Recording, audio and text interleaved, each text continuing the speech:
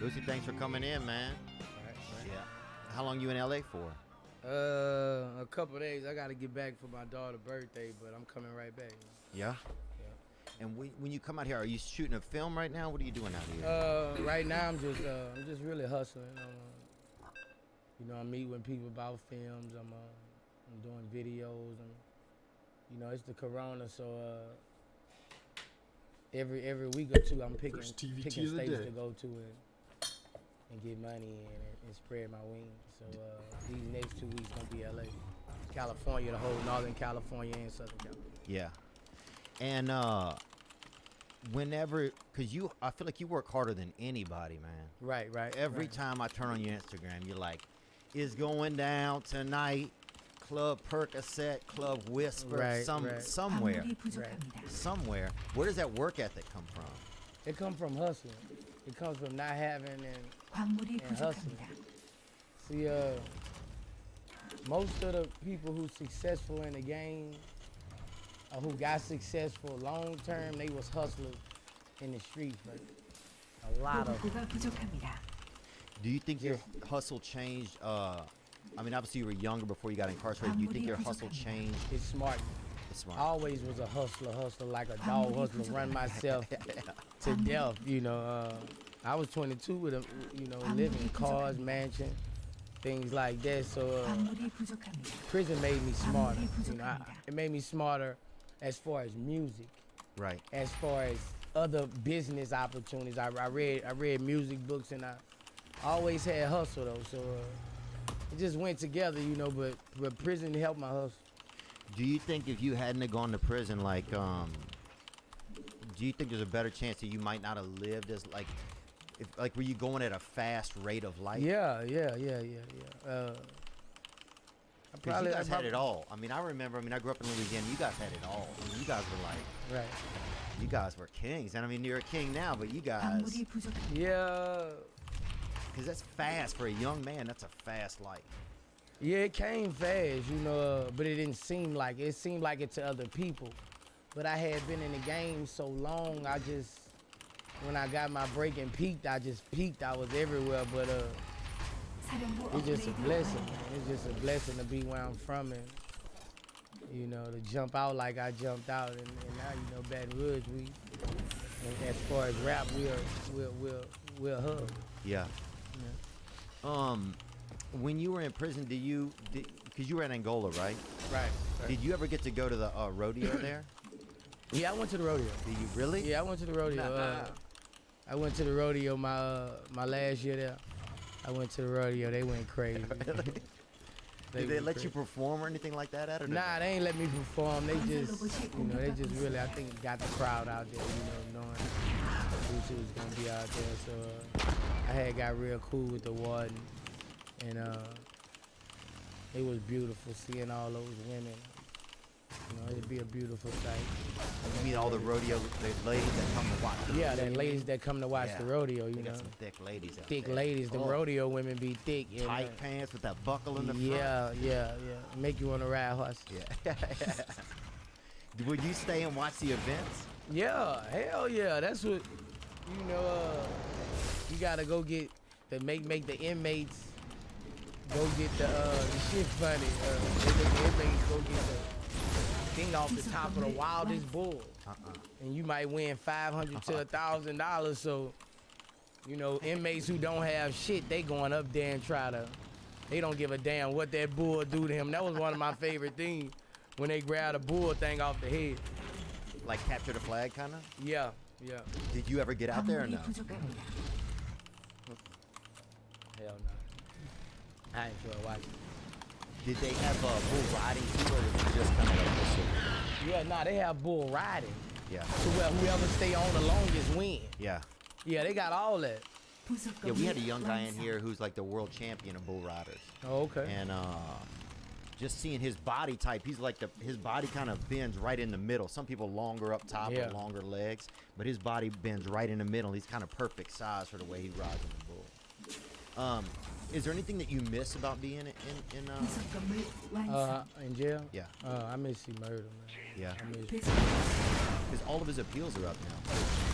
Yeah, but God is God, man. He never never know how this gonna work. Yeah. They might the evidence they've been finding, they should just be let go. Yeah, 2 of the guys I think I read, 2 of the people that testified against him took back their testimony. Right. So it's a bad situation, but it's God working. That's what I miss the most is my friends in there, bro. That I wish could come home. You know, that's what I miss the most. You know, I don't. You know, I miss my friends. Yeah. That's what I miss. Did you guys? Was there times in there? I mean, obviously, I've never been in jail, but I would have been like a long time. Was there ever times? Is it kind of fun, like being able to just be around your friends and stuff, or you spend a lot of time by yourself? It depends on if you're in protective custody or in population. Most rappers go to PC, they stay at the jail the whole time. Is that what you had? No, I don't do it. Or why you was with everybody? Yeah. Yeah, You've always kind of been a man of the people, and no matter where you are. like you can't, you know, you drive you crazy in that shit. Yeah. You know, a lot of people just be afraid. But you know, if you're a rapper, you can live on the streets, you can live in jail. You can survive in the hood, you can survive in jail, because it's just the hood. It's all the same thing, it's just the hood. Right. So if you can survive in there, you can survive in penitentiary. And, I had a Sweden penitentiary, man. Really? Yeah. I had my last couple of years. My first year, first 2.5 I was on death row. So I was in a cell, a one-man cell the whole time. So the day I beat my murder charge, I was let off death row, and I had a choice whether to go to protective custody or to population with 150 people in the dome. And you went in there. Yeah. Was it fun, kind of, once you got in there? Or was it a relief from being by yourself? Yeah, Was it fun? It was sweet, man. You know, contact visits. Like, could you have women come visit? Yeah, man. Damn, I didn't And know then that. the first time I went to visit, everybody went crazy in the child hospital. The warden, Burl came, you know, he looked out for me, him and Bernard. They gave me my own visiting kid, 70-inch flat screen, my own movies, my own chef, my own picture camera. Man, you know, so visits was my everything, you know. So I was laid out, man. You know, I was laid out, and I appreciate it. They just told me stay out of trouble, and they let me out. Yeah, I remember when you came out, man. I was really excited. Actually, I've been a big fan for a long time, and I remember I put a tweet on because it was right before Easter, and I remember I put a tweet on Twitter, and it said, "Easter's come early. He has risen." That's what I put. Yeah. And how do you feel like social media? I feel like a lot of us were conditioned on social media. Like, we got it as it was coming out. You know, we learned, like, it became slowly a part of our lives. You kind of have this unique way about you on social media that is just, sometimes it's too real. Like, it's so real. It's realer than, like, a lot of people, everything is it's organized, it's planned. You know, they talk to somebody, do I do this, what do I do? But you fucking live, you come from like a different place with it. Like, it's such a real slice of what your life is like. Do you feel like that's because you came into social media, like you missed that whole conditioning where we all got slowly conditioned to it? You suddenly had it. Does that make sense? Basically, you know, I've been like this a long time, like just Boosie, just doing what Boosie do, saying what Boosie say, acting the ass on all my DVDs. If you look back, I've been a clown. It's a platform where I can show it. Yeah.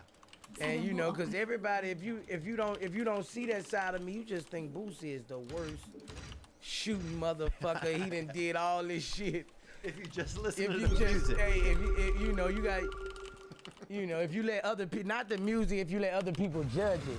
Yeah. If you let other people judge it, you gonna take from it as Boosie badass, woo. Yeah, he a kill, he a murderer. Right. But a lot of people don't get to see that I'm a father, I'm a friend, you know.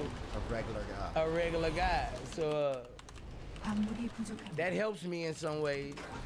Yeah, it gives people a different edge because, yeah, if you hear Boosie badass, you see some of the pictures, you think, oh man, this guy.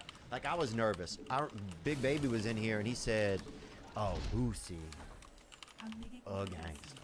You know, and he's a real gangster.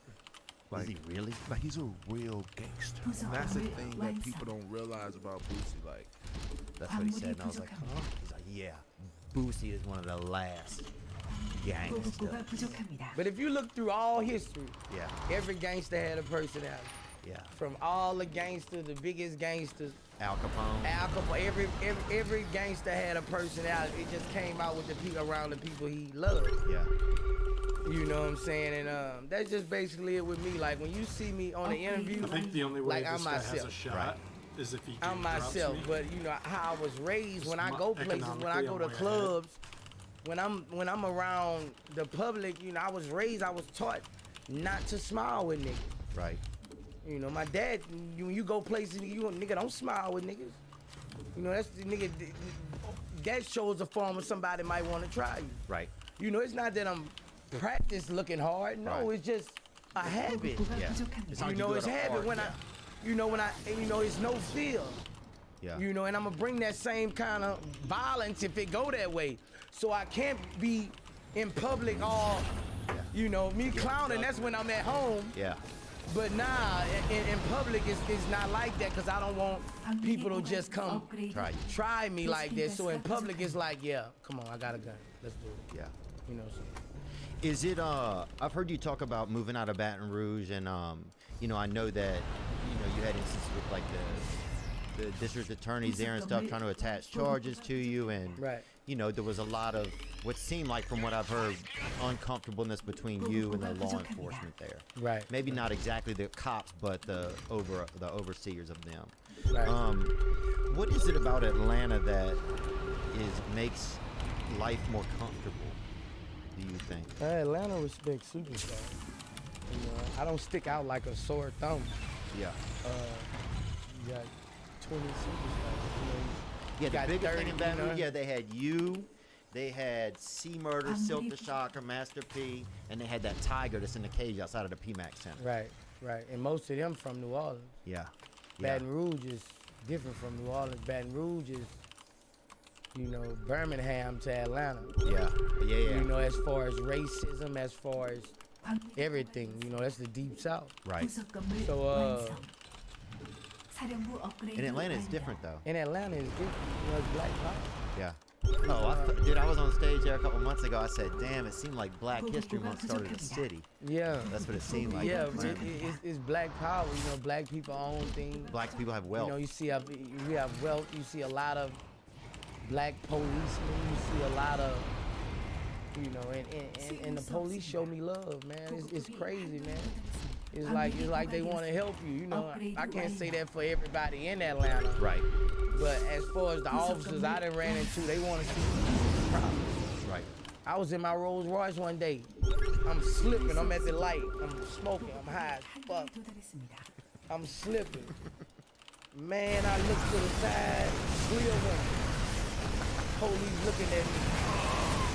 Poof. Telling me to roll out the window. You heard? I know if he telling me to roll down the window and not pull off, Right. I got it. Right. Right. You say. Yeah, I roll down the window. A different future starts with you. That's why GoDaddy does more than help you find a name. You can create, sell, and get found online. Any small business. We need a new generation. Your world. Start different. No, what up, man? Put that shit out, man. Go ahead, man. That's what he told me. Put the shit out, man, and go ahead, man. Take care of your damn family. Smoking weed out here like this. Man, that shit was, man, my heart just dropped, man. So that was, you know, they always see me and be like, they just give it up to me, bro. And There's more understanding. they understand, bro. They understand that, you know, I didn't come to this city to be a problem. They Right. understand that I'm a businessman, Right. you know. And wealth too changes things, man. I noticed even just growing up in, like, we would go to Atlanta sometimes to see the Sugar Bowl or to visit an aunt that I had that lived there. Occasionally we would drive up to Atlanta, and it's for me, just as a, you know, I mean, just a regular white person pretty much, but it was the first city that I saw that like in like a lot of. I wouldn't I'm talking a recommend lot that of money. move. Like a car would pull up to a place and you'd be like, damn, and black people would get out. You'd be like, what the fuck? Yeah. You know, it was different. It was something that, you know, I grew up in a small town. It was black, half white, and we didn't have any wealth by us, but you had just never seen that before. Yeah. You know, like when I was growing up, the only wealthy black Americans that I knew were like Dallas Cowboys. You know what I'm saying? Like there was a couple people, but you didn't see it. You never saw it in your face, I don't feel like, until Atlanta. Right. They're right. They set a stage for a lot of shit. Cause when I went down there and I'm a season ticket holder, a couple I know you seats. So you know, I've been going to NBA games a minute, and the first time I saw, you know, with a AAA floor seats, you know, 70% black, you know, and that made me smile, you know. Yeah. You know, black women, you know, successful, you know, and we in these big boy seats, and that's a change of culture. Yeah. You know, it's not like that in Louisiana. You know, it's not like yet. that. You know, it's not gonna take like a that in while. other places. Is, you know, the stuff I see with the black people out here, it makes me proud. Yeah. Proud to be black. Yeah. Yeah, I can imagine it's totally different. I mean, I'll just have my own perspective, but there is something it's exciting to see when you see, oh, if this culture has money, they can have a comfortable existence. Right. And I don't mean that of any judgment. I just mean, you know right. what I'm talking I feel about. what you're saying, but I feel what you're saying, and they got a ghetto everywhere. Slums everywhere. Yeah. It's just when more people show value and wealth, it makes other people want wealth, and that cuts out the bullshit. Right. You know what I'm saying? You mean like it inspires younger people? It inspires people. Yeah. Because everybody has a role model. Yeah. And the role model is the ones with the most money. So, you know, it's more role models. Oh yeah, I think It's like definitely more role models in Atlanta than a lot of places, you know. yeah, especially I think for black kids, you know. I mean, just because like even if you think like, you know, when I was growing up, just like you would see. People would come to the school and they would say, okay, it's going to be career day at school. Somebody's dad is going to talk about their career. Right. And it was always usually like if it was a doctor, it was a white doctor. You know what I'm saying? Like if it was. Right. But now, I think especially in places like Atlanta, you have that it's different. Yeah. You know, like people come and it's all types of people come and have a career. And that gives a kid sitting there like, oh, I can have this. Right. It gives them a different aspiration. What do you see like going on out here today, man? This shit is wild, you know. Do you see a difference between the protesters and the people looting, or do you? I think it's all well deserved. I mean, you know, it's been going on way before these people who everybody flashing who's the black people who done got murdered. Yeah, It's just they got caught with the cameras, the camera phones. adds a lot to it. When in 89, 90, our neighborhood hero got killed by the police, just jumped on the hood and fucking smashed him. It been going on. It's just now we got them. Right. As soon as something happened, they out. Right. So we got them. If they didn't have those cameras, he would be dead. Glenn Floyd would. Right. If they didn't have those phones, that blessed us. Now they see what they've been doing for 20, 25 years. And do you think so? A lot of the anger, you think it's built up from people that have seen? I've seen other people be killed that you never hear their name again. So a lot of that anger just builds up. Yeah, I think it been built up over the years. Yeah. And we at a time right now where everybody pissed off. This was the wrong time. Yeah. Yeah. You know, people out from their job. People at home. Yeah. Okay. Tired of being at home. People too. tired of being People at doing home. TikToks. People tired of being at home. You know, our president's crazy. Yeah. You know, it's just, you know, it wasn't the time for this. Yeah. Especially for black people. Yeah. You know, we've been kicked. You know, I'm finna post something on Instagram in 2 days. I've been holding it. Yeah. But I'm talking to Trump. I'm talking to everybody. You know, black people should be paid like the Indians. It's our race been through more shit than anybody. Why hasn't no fucking president say, why are the black America, why are they not compensated? You know, why haven't Our wealth been taken from us. We was hanged. Our wealth was stolen from us, millions. Our kids are dying today. Black families should be compensated. Why no motherfucking president never said that, even Obama? Yeah. I don't get it. Yeah. I don't get it. The Indians, the damn Indians. I know, bro. The Indians deserve for the blacks. That's Everybody must be blind. That's true. I won't know why a motherfucking promoter, not a promoter, I'm thinking about my bag. I won't know why all these people who interview the president, all these people be behind these damn cameras. Why y'all never ask? Mr. Trump, do you feel the blacks should be compensated for what they've been through in their life? I don't know why no president never asked that. Yeah. We've been fucked over, man. We've been fucked over. Kicked in the ass, hanged. Oh, made to also do plays and stuff they didn't want to do. Remember that? Bro, it's bad, bro. Like, the blacks done been through it more than anybody, bro. Any race will tell you that. Nobody has been done like the blacks. We deserve to be compensated every motherfucking month. Yeah. Every motherfucking month, black families should be compensated. So do you even know what an amount like that would look like? I don't know. But if you got trillions for wars, you got trillions for us. Yeah. We don't make up that much of the population. Yeah. We don't make over half of it. You got money for us if you got money for wars. They shred money up and throw that shit away every year. You can give it to us blacks Yeah. who've been down and kicked and hanged. How hard? He did say hanged a lot too, but I feel you though. Yeah, because that was a hanging. Yeah.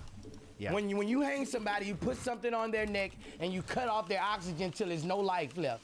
That was a modern day hanging. Yeah. You put something on somebody's neck and you squeeze it. I got this in a post. I'm posted on it. That was a hanging. When you hang somebody, you put something on their neck until there's no response. Yeah. It was no response for 2 minutes. That's an extra hanging. After they hanging, they do this. Boom. They'll take them out. You let him hang for 2 extra minutes. That was a modern day lynching. He should get the death penalty. Do they have the death penalty, I wonder, in that state? 3rd-degree murder, that ain't shit. He won't do 5 years, you know. What's the top degree you can get? First degree. And what is manslaughter? Manslaughter is, When you in kill some somebody states it by carry 5 unintentional. years, in some states it carry 20, in some states, and that shit don't carry nothing. That's probation. You Damn. get probation. That shit is, if your first, then he a police officer. Yeah. Like, you know, like, and then they wouldn't gonna even arrest the other police Other officers. guys too, yeah. That's crazy. If like that girl say, if 4 black people go kill somebody, and all of them in the car, all of them get that murder charge. Yep. You know, I don't care if one shot, I don't care if one, all of them get that murder charge. Yeah, for the be Even if they was in the car, you know, not on camera. Yep. They're on camera. Right. You know, so it shows racism also. Right. It shows racism towards cops. That's why I don't feel sorry that they burning this motherfucker down. I think they actually need to burn this bitch down until we get our compensation. Yeah. That'd be nice. Every family in black, we burn this bitch down today, we get compensation. Hey, fuck it. That'd be worth it. Like, I say about $5,000 a month to every family. Yeah. Do you feel like one of the biggest things that plagues the black community is just not having the finances? 베스핀 가스가 사령부 업그레이드 완. I don't know, man. I think we need to build our own economy. That's why I think we got to move right now. With the rise and shit, we can build our own economy. We need to get the billionaires together. Yeah, y'all should own more of your shit. We should build our own economy, make our own music. Yeah. We should build out to our own banks. Yep. You know, same thing what they did with Black Wall Street back in the days in Tulsa, Oklahoma. Yeah, I know that they what happened? They burned it down. Yeah, they burned it down, took everything. You know, those black people, all those black people were worth millions. I've never heard of that. That will be billions today. Right. So we probably need to start our own economy, man. Economy, our own foods, our own Amazon, and everybody get together and make our own economy. Yeah. You know what I'm saying? Even I if we gotta get fronted from somebody else. Yeah, but we that's can what other start. people do. We can start our own economy, our own state. You know, and see how much they miss us, and we can put a real hole in their pocket. Because we run the fashion, we run all of it. You know, black people run the fashion. A lot of bro. Even white people want to look like us. Okay, I agree. Real shit. Especially if they're 14 or 15 Come years on, old. 14, 15 years old, you know. I wanted to be Ice Cube. I remember writing Ice Cube on my cheek before I go to school, bro. That's how much I wanted to be. Man, I wanted to be like every when you see that fashion with that rap shit, it attracts you, man. Even if you don't know the music. Yeah. You want the jacket. You want the Michael Jackson the jacket. Socks hat. You want, you know. Yeah. So we can make it. It's just. It's the ownership too. It's the ownership. That's what it is. Yeah. So I was thinking. I thought I was talking about this with my Pro Scrim guy who I do Pro Scrim with, and it's a gaming company, and first we would have to buy the land. That's what we would have to do first. We would have to buy the land. You know, they got a lot of cheap land out there, but we have to buy land, man. We have people doing it. Tyler Perry has that huge place in Atlanta. He has that huge studio. Yeah, I mean, that place but is that's huge. for movies. Right, but I'm talking about the life. Right. I'm talking about sending our kids to school, sending our kids, making them business minded to be rich. Not just for film. I'm talking about a life, a whole state of life. Lively. Black life, livelihood. Yeah. Our own fucking tomato, everything. Yeah. And we will hurt the world. We will hurt the world. We will hurt the world. And once we do that, we probably can start our own laws.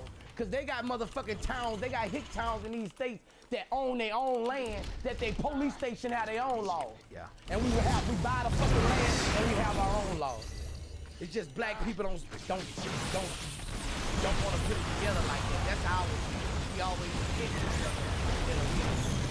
Do you think that could start to change some? Do you think that is getting better? I think we're going to get stronger now.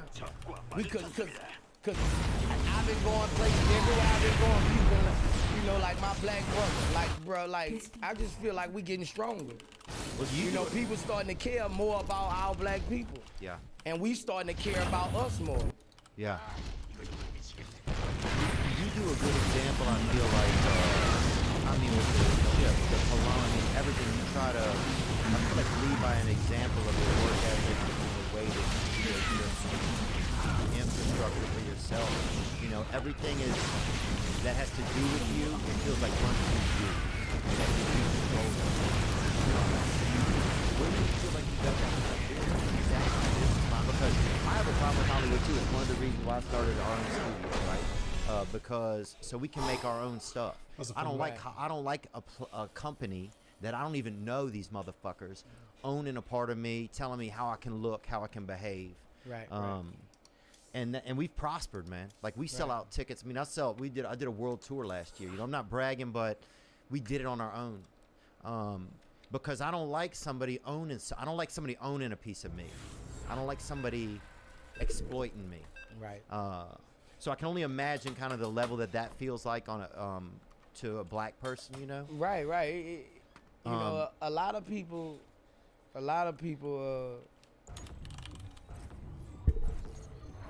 look at my hustle and they value it, you know, because I ain't letting motherfuckers get over on me. You know, I know what I can do. I know, you know, so everything I'm in, I got ownership. There's not one thing I'm in that I don't have ownership. Yeah. You know, I'm not no promoter. I'm not gonna promote your brand, our clothes, you know, unless it's on Instagram. You right. know, but that's different. That's a business. That's a business. You know, I get paid for that too. But nah, I gotta have ownership because you know, once you sell it, you know, I get nothing. You might want to sell it today and I get nothing, so I gotta have ownership. Yeah. That's just how I am, and I'm in a position to do that. You know, I get money. I drop a CD every month. I album every month, and I'm independent. Yeah. So you know, I don't gotta take a couple crumbs from nobody, cause I'm already self-made. Yeah, it's nice, isn't it? Yeah, it feels good when your check's coming to you. Yeah. And nobody else have to pay you. Do you feel sometimes, because this is a side effect of the way I operate, I do feel sometimes I feel left out by the mainstream. Do you ever feel that? Yeah, always. They've always tried to put me out of the mainstream. Boosie made it to the mainstream because Boosie made it to the mainstream. You know, I came out, I was 14, you know, 15 years old, 98. I didn't get on BET to 04, 03, 04. So I you know, mean, now though, I'm talking now. I mean, I feel like you've taken on a whole 광물이 부족합니다. different. I mean, you're a you business gotta understand. now. You gotta understand the way I've came home and 광물이 turned into an 사령부 entrepreneur 업그레이드 in 완료. 5-6 different things. 광물이 부족합니다. People in higher places don't want me on side of them. I'm a threat to motherfuckers. I gotta help myself. By me having ownership and shit, it's not like that. Nobody's gonna help you like that. Yeah, because they could be jealous. You know, you don't get help from motherfuckers who can really help you. You know, you're not gonna get that because they know you're a threat to them. You know, and I feel like that in so many ways. You know, I'm left out a lot of shit, but I don't dick ride. Right. You know, Yeah, I don't climb. I don't need you know, anybody. I don't want anybody else's help. You know, I don't need to hang to get nothing. Yeah. If it don't come to me, God ain't make it for me. That's how I feel. So 건설 로봇이 공격받고 I'm 있습니다. just, you know, I'm just boosted, man, and they can't stop it. And once you got a following, and I got a cult following. People love me. It's crazy, bro. Dude, there were times when I even would get, I'd be like, there was a little while, I'll be honest, I didn't love you anymore, bro. And Yeah. then I fucking re-loved you. Yeah. So, bro, Like, you could be loved twice, man. Like, that's how, you know what I'm saying, though? Like, that is how, I think that's a sense of attraction that you have to fans. You know, 사령부 is that 업그레이드 완료. 에너지가 부족합니다. they can be like, nah, and then they'll be like, oh, all right. The truth is, as folks adapt to this changing world, we're all going to be buying more stuff online. Think about the things you've been getting online: a chair, a light bulb, a toothbrush, a butterscotch, When does the anything. protest normally take place? Well, if you're an e-commerce seller, are you ready to meet the demands of this new delivery culture? Well, you can be ready with ShipStation. Why ShipStation? Because when you're selling online, you're getting a lot of orders fast, and it can be tough. How do you keep track of who gets what? Which shipping carrier should you use? Are you getting the best rates? Carrier. That's why you need ShipStation. Base carrier. It's the fastest, easiest, and most affordable way to manage and ship your orders. 에너지가 부족합니다. ShipStation helps online sellers of any size get orders out quickly, save money on shipping costs, and keep customers happy. No matter if you're using Amazon, Etsy, your own website, ShipStation brings all your orders into one simple interface. It works with all the major carriers: USPS, FedEx, UPS, even Amazon Fulfillment.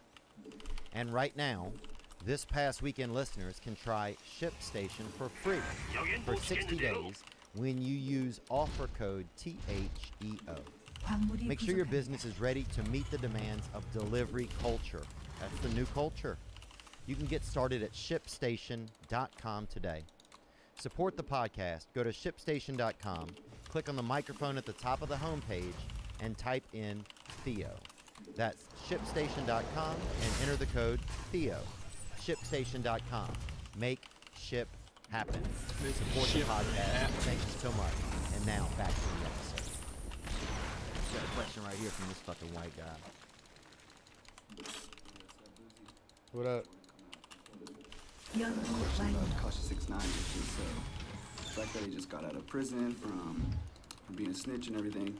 Do you think it's right that if people kind of like a new song to support it and get it to like high on the Billboard charts, or do you think the community should just stop fucking with them altogether? He's not live either. It's just a video he sent in. Okay, I don't really want 에너지가 부족합니다. I don't really want to comment on Tekashi 6ix9ine right now. 광물이 Does he 부족합니다. remind you of him does he remind you of you when you were young at all? Nah, like I wouldn't fake it. Like I wouldn't, when I was young until this day, I'm still the same person. Like I'm built like that, so I wouldn't, I don't really want to comment on Tekashi 6ix9ine, cause it ain't worth it, I don't really want to comment on like certain situations I don't comment on because I'm not none of the dudes he you know, he Right, getting he's not involved beefing with you. Yeah, you're not yeah, in his world. yeah, I don't like I'm boosted. I don't get no clout from beefing with 6ix9ine, bro. Like that don't go together. Yeah. Like I don't get nothing, no cool points. So Who is that ain't gonna look right, bro. So, and I'm not them other dudes. Like I'm serious, bro. Like Nick, will you fix his mic? I'm serious. 베스핀 가스가 부속 건물 완. You need to come out with them Boosie Viagra's, bro. What about that? I'm working on it. Them hitters, bro. Yeah, I'm working on it. You know? Because, dude, I used to get the ones at the gas station. The first ones they came out with had like a picture of a horse on the package. Yeah. And they would make my nose bleed, bro. They wouldn't even make my dick hard. Yeah. And I would keep taking them, man. Because I thought, oh, maybe I didn't take enough. I'm working on some shit, real herbs, bro. Like real herbs, BADs, badass dick pills. Yeah? Yeah. Damn. Yeah, but we promoting them for the younger generation. 부속 건물 Yeah, that's But I'm promoting them for the 광물이 부족합니다. rappers having 3 bitches a night and gotta get back to their bitch trying to get up. So I'm promoting for, you know, traveling man. for the traveling man, you know. Yeah, you know what I'm talking about, the casino man.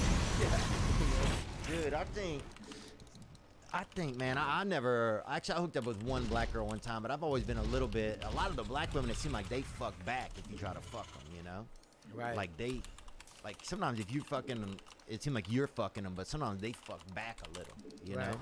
Do you think that? Like they seem like more, I don't know what I'm trying to say. So you saying white women are more missionary, like It's a little more docile. Like I feel like, yeah, it's more like you petting something, you know? Whereas I guess my concern, not concern, but if I'm having sex with a black girl, then I feel like, damn, it's more like wrestling. Like more like she's gonna really fuck me, you know? black girl like riding dick. Damn. Black girl like fuck.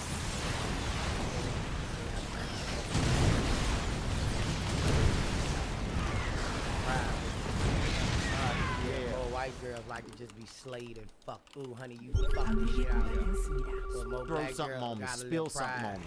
Yeah. Spill a Gatorade on me, spit on me. More black girls got a little pride for their health. Really? Makes me a little nervous. I gotta get out there 베스핀 more. I 가스가 think. You 부족합니다. gotta get out there. I'm gonna come to some of my parties, man. Really? Yeah. Well, I did hear though. That's another thing. Big Davey said that you had the wildest party. Yep. Wildest. Yeah. He said wildest, bro. I mean everything, bro. Yeah, it be going down, man. I like to have a good time, bro. I like to have a good time, and I like fun girls. Yeah. And I like to see it's really about showing everybody else a good time. Yeah. That's That's what fun, huh? Yeah. Walking around, When everybody's having a good everybody is time. just everybody having a good time, everybody like, motherfucker, I love you. This is the best shit ever. So that's what I get out of it, you know. Yeah. That's what I get out of it. There was something you talked about a little while ago about like sometimes I notice even, growing up in a poor white environment, like a lot of times they don't, 에너지가 부족합니다. you feel like you don't, exist. Because there's a lot. I feel like and I didn't grow up in like a redneck place. I didn't grow up in like my mother was a woman who had like the hard working. We weren't like we weren't like rebel flags or like this and we just kind of regular people. And sometimes it feels like when you're in a community in a poor environment, that the hardest thing about the environment is the environment itself. Right. It's your neighbors. Even though if they are your friends, they sometimes people don't want to see you leave. People don't want to see you. What are some of the tougher things in a black environment that make it the toughest to leave it? To get out. Something really gotta happen to you for you to leave. 베스핀 가스가 부족합니다. Cause when you get money, most times you're not leaving. 아군에게 when you- 고갈되었습니다. that stuff really happen. I had that problem. I used to feel like I ain't going nowhere. This is my city. 베스핀 가스가 Ain't 부족합니다. nobody. I don't care what's going on. And a lot of people have that frame of mind, and it's the wrong frame of mind. As soon as you get money, you gotta go. Because 광물이 You 부족합니다. change. the one who wanted to fight you, now he want to kill you. 업그레이드 완료. Police who didn't know you, he wanna arrest you. But people have something to gain by being single. Right. And you get hatred from the people who went to school. Like that. And when those people just they gonna have the same thing. It's better to go to the suck off my night side and work on what you do. Because most people get and it's just sad, you know. It's a dangerous job as a rapper. Is it? We got It's kind of a joke that all you have to do is protest. sit in your base, Yeah, because nobody make want to kill a shield comedian. batteries. You know, make- nobody Nobody think want to like, kill a comedian. nobody thinking I'm gonna gun this motherfucker. No Nobody- one Yeah. asked If you for don't or hit this needed the punchline, I'm shield taking a battery to sword be to this added to the motherfucker. game. You know, And then nobody there's like, wanna oh, kill let's a just hockey give Protoss player. even more defense. You know, It's no, already you know, easy hey, enough. Let's That's make it true, even man. easier. But do you get scared then putting music out, or Such a do you fucking ever get joke. worried that one of your past songs created such a, like a, I'm a dog, you know, that it might have inspired somebody enough to be a fucking killer, and now they're gonna come. You know what I'm saying? Like, do you ever worry that your music could inspire, like some John Lennon shit? Yeah. Like you could be the Black John Lennon, man. TBT. Dude, that's a good song name, Black John Lennon. Hey, but I don't know. Dude, he was on a bicycle and somebody shot him, I think. I just hate that. You know, so many of my fans who come up on my music are dead now. And is there, I mean, I know in the black community is just, I mean, this is obviously just from my perception, it seems more dangerous, you know? 광물이 It seems more 부족합니다. dangerous. Is it exciting though sometimes when it's more dangerous? Like, white community is, you're gonna be fine, kind of, probably. Like, you're gonna have breakfast and shit's probably gonna be 보급고가 okay, you 부족합니다. know? It's normal. It's not exciting. It's normal. 광물이 Like violence 부족합니다. is normal. Things that happen in the hood is really normal because it's been happening since you were a kid. Right.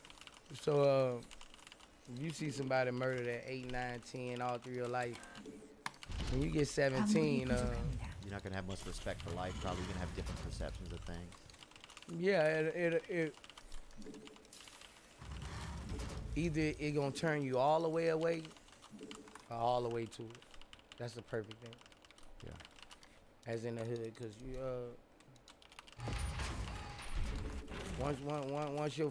once somebody get murdered close to you, you feel you can do it, even if you didn't do it before.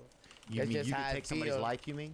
Yeah, Yeah. That's how hood babies are. Like 광물이 once somebody 부족합니다. takes something you love, you feel you can do it. 베스핀 'Cause 가스가 부족합니다. you done done. seen it. It's right there. You know, it's like an automatic. Yeah. You know. And Wow, it's that's sad, but interesting. you know.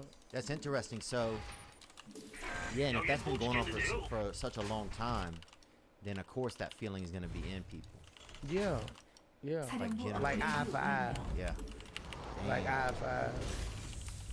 that's heavy, man. Shit. We got a video, Nick, that came in. 건설 로봇이 공격받고 Here comes 있습니다. somebody right here, this gentleman. What up, Boosie? What up, Theo? I got a debate for y'all. Raising Cane's or Chick-fil-A? Raising 55, gang, gang, go Tigers. Dang, bro. Damn, dog. Raising Cane, duh. Raising Cane, I duh. don't think so, bro. Damn Chick-fil-A, Raising Cane. Bro, you tell me you LSU. you tell, Oh my God, no comparison. you tell me you make it through the Atlanta airport without hitting the Chick-fil-A, showing up at the counter, seeing the beautiful fucking girls that work at the counter. Admit it, they got the best looking women that work at the counter. You know when I started eating Chick-fil-A? Huh? When I came home from prison, flying in the airport. Yeah. Oh yeah, you fly Delta, do you? Yeah. So I was raised on raised. It's no other chicken food. That was the first other chicken. I never ate his Zaxby's. Yeah. I still ain't ate that.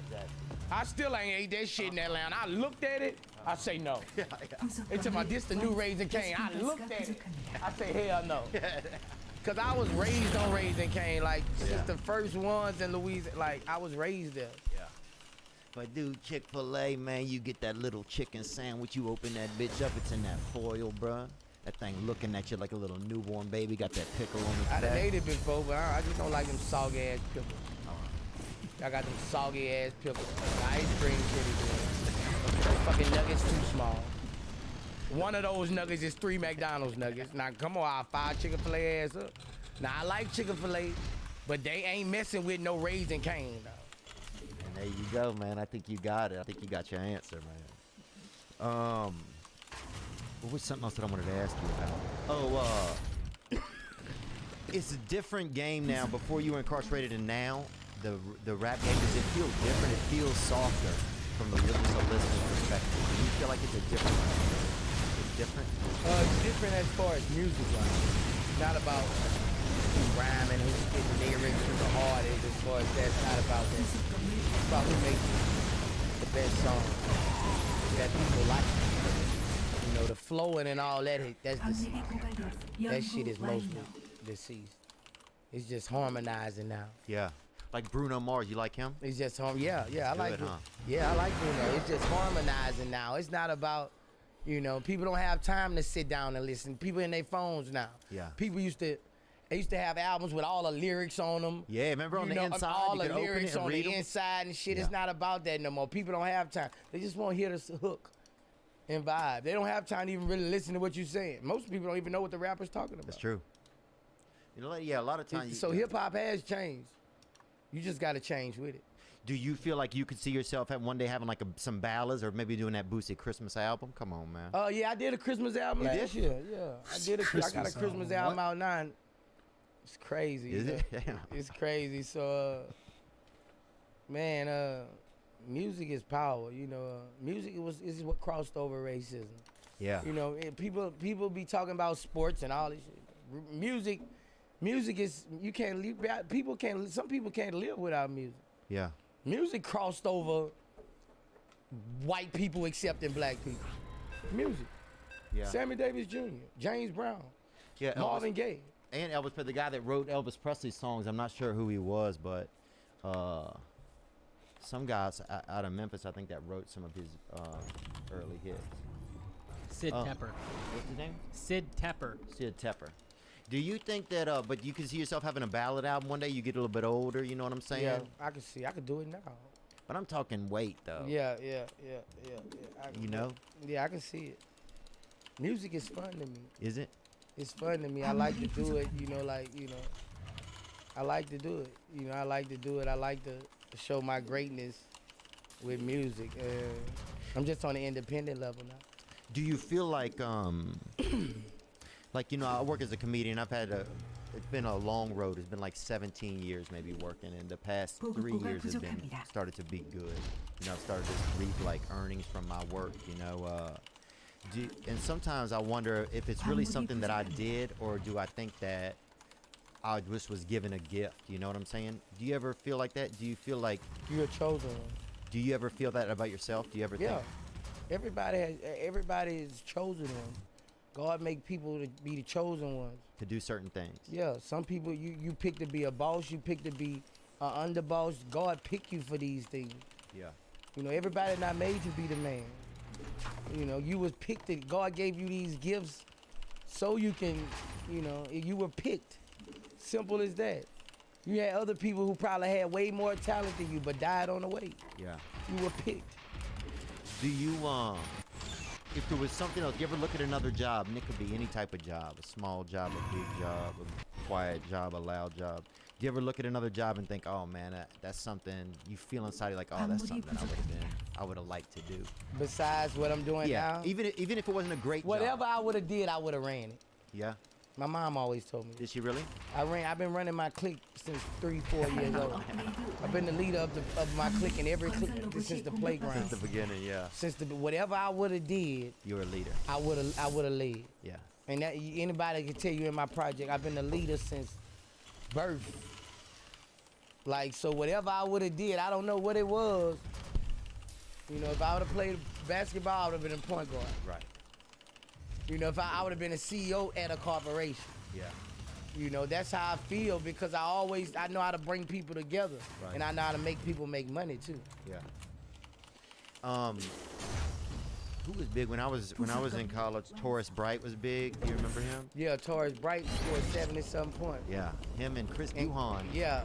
played against each other at Salmon and Slidell. Oh, I And would it was like the to see biggest that. thing in the state, man. I would have liked to see that, dog. It was the biggest thing. And Yeah. Taurus was the nicest guy too, man. I used to see him in New Orleans sometimes. He worked at the Sheraton for a while too. Oh, okay. After basketball. Oh, okay. You watch LSU basketball? Nah, yeah, I watch it now. My nephew played for LSU. Really? Yeah, Javante Smart. Oh, really? Yeah. That's your nephew? Yeah. Oh, yeah, with them short ass shorts? Yeah. Yeah, man, he's good, bro. Yeah. I thought he did better the year before. I think he'll get back to doing good Yeah, again. I think, then he working hard right now. Yeah, we finna get him now. Yeah. You know, he just had this shit with the NCAA and all that shit. Oh, yeah, that's right. Him and Coach Wade both had. 사령부 Yeah. 업그레이드 Tremont 건설 Waters was 로봇이 great, though, 공격받고 wasn't he? 있습니다. You know talking about the little point guard? Like, He plays in Maine now. He plays on like a AAA team. But damn, he was good. But I think last year they didn't use Javante I'll take that. correctly, really. I think they had him playing. I don't know if the year before, sometimes they let him. They had him bringing the ball up sometimes. I like it better when he. on the wing. Yes, I Yeah. feel like he serviced. His skill set was better. I think he's still gonna have some good seasons though. Oh, that's crazy, man. I didn't know that was your cousin. I just want to correct the guy who wrote for Elvis Presley that was black was Otis Blackwell. Sid Tepper was a white guy. I just wanted to correct that. Otis 'cause- Blackwell. I always felt like that black people didn't get scared. Like, I've always felt like when I was young, like, I always felt like sometimes I would get scared, and my black friends would not get scared. Like, they just didn't have, like, the same, they didn't feel fear or something the same way that white people did. Does that make any sense to you, do you think? Right, because it's a different upbringing. It's a different upbringing, 광물이 you know. 부족합니다. Most times it's a different upbringing than y'all household. You know, our whoopings are different. Right. You know, so if you get beat by your daddy, you know, your mom beat your ass with a switch. Our mom beat our ass, so fighting you, that's not shit. Right. You know, we feel our mothers and fathers more than 광물이 anything in the streets. That's Right. fun. Yeah. You know, like. Yeah, that would be a thing, man. I would feel like if I got in a fight with a black kid, I'd be like, damn, I'm scared, and he's about to fucking have fun, and that was a scary feeling, Yeah, you know? yeah, because it's like that. You know, we go out there to do that shit. So, it's different, man. It's different. Do you feel like music, like a lot of music has violence in it, you know? It has Right. energy. It has talking about the streets, places you grew up. Do you feel like that contributes to like black on black crime? Like it contributes to young men, you know? In some ways, 사령부 I 업그레이드 can't say it 완료. does, but in some ways, it also takes care of millions of black families. Music moguls, and music take care of millions of black families. Right. So it evens out, but it's up here as far as the shit. It's a way for us to tell our story. Now we make the money that all the told their stories on the porch. Now we tell our stories on the porch. They're just different. And we can't blame us for telling our stories because we put in these situations. This country put us in these situations. So, you know, music made us an opportunity to get money and get rich and get respect. Yeah. So, us talking our life ain't no different than a country singer talking about what's going on the porch. Somebody breaking somebody's heart, drinking a beer, Right. woo-de-woo, that motherfucker fucked my cousin. You know what I'm saying? It's just, you know, he fucked this cousin, he got shot. Yeah. So it's just a couple of exclamation points on it. That's how I look at it. Shit. He got shot. What was something from when you were young that you missed, like just being a kid? What was something that you missed? Because I hate getting older, man. I hate it, bro. I hate it, man.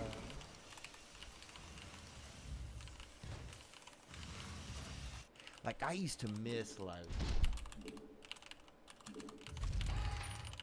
Dude, I used to miss at school you would go and remember you would have a girl, maybe you had a crush on her or something, and just... like how I would behave around her at school, like scared to be by her, just fucking doing. I don't really miss much because I don't really miss the struggle. Really? You know, I miss everybody hanging out there in front of my grandmother's house. You know, like family. You know, that's what I miss the most, the hanging. That's why every time I go to Louisiana, I do the same thing that I did when I was a teenager. Go barbecue. That's what I miss. Oh, you have all kind of shit, man. You're like, I need anybody that does Man. surf snowballs. Yeah, like I need you I here. miss that. I miss being that little kid. And one, you know, 베스핀가스가 부족합니다. actually, I love that feeling of the biggest drug dealer giving me $20, $10. 보급고가 That made my 부족합니다. whole week. So I go back and I do things that I always wanted to do. You know, and that's special to me. I'm living somewhat of my 연구 childhood 완료. As an adult. as an adult. Right. I'm the king now. Yeah. You know, I know how it felt when that little kid was just looking at me. You know, and he just stared, and I just stare at him. I know not to do that from how that affected me looking at the big time. I see what you're saying. Does he like me? I didn't know he just looked at me. Right. So what's up, little nigga? Why you looking at me? What's up? Right. Break that ice. I break that ice. I never let, cause one time I looked at one of the bosses like that. I was just looking at, he was fresh as fuck. 부속 건물 But he 완성. looked at me like, What the fuck? he just turned his head, you know, and that stuck with me for like 4 years. Like, cause you're thinking, what does he think? Does No, he not about like 2, cause he ended up giving me some money a couple years after that, but that stuck with me with Big Kenny. Yeah. It stuck with me, bro, cause I ain't know What he thought? He thought what he he didn't like you. Yeah. I feel that. So I break that ice with him when I see them kids doing that. I always What's going on, little man? Yeah. What up, man? What's up, Yeah. man? What you want to holler at me? Yeah. You want to take a picture? Come on. 베스핀가스가 You know, cause them the 부족합니다. ones who really, they care. Yeah. Something on their heart, you know? Yeah, and let that change his mindset. Then he don't leave wondering, okay, how does that man feel? Right. Does somebody not accept Right. me? He leaves saying, man, Boosie cool people. Yeah, and it's okay for me to inquire and be curious 베스핀가스가 Yeah. without 부족합니다. getting shut down. Yeah. Damn, bro. That could dramatize it. Your kids have a different life. Your kids have had a different life than you had. Do sometimes They don't have 베스핀가스가 they don't. 부족합니다. It's just, and there's nothing you can do about it because there's so much to do. it's crazy. Isn't that crazy, bro? They don't have nearby the same hustle. And you can't recreate that. You can't name 10% of the kids under 방력이 can't 고갈되었습니다. name them 베스핀가스가 부족합니다. because It's different. it's different. You know, you can't name kids who you can't name kids. 업그레이드 완료. Everything is right here in their hand. Yeah. They want to know if a girl like them. It's You right know. there. They want to find out about a job. They want to ask something. It's for right something. there. You Yeah. know, it's different. You know, and I feel like that's disabled kids. Disable a lot of athletes in the world also because a lot of kids don't want to go out and play. They just want to sit right here. Well, yeah. Well, on they got that tablet. playing You Fortnite. know, if you was raised in the 80s and 90s, you had to be outside. Your fun had to come from outside. You had to make it. Now it's all right here. Now everything is all right here. They look like creatures almost when they get locked. Right. You didn't have to go really study the spelling test and all. You just pull it up.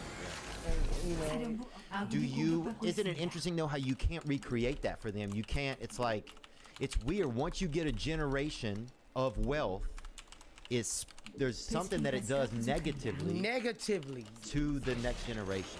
Yes. Isn't that crazy, bro? Yes, that's crazy. I was just watching that on a show on American Greed. What happened with some shit just like that Yeah. because we give it to them, but we didn't. You see, that's what happened with my couple of my kids. I gave it to them. So,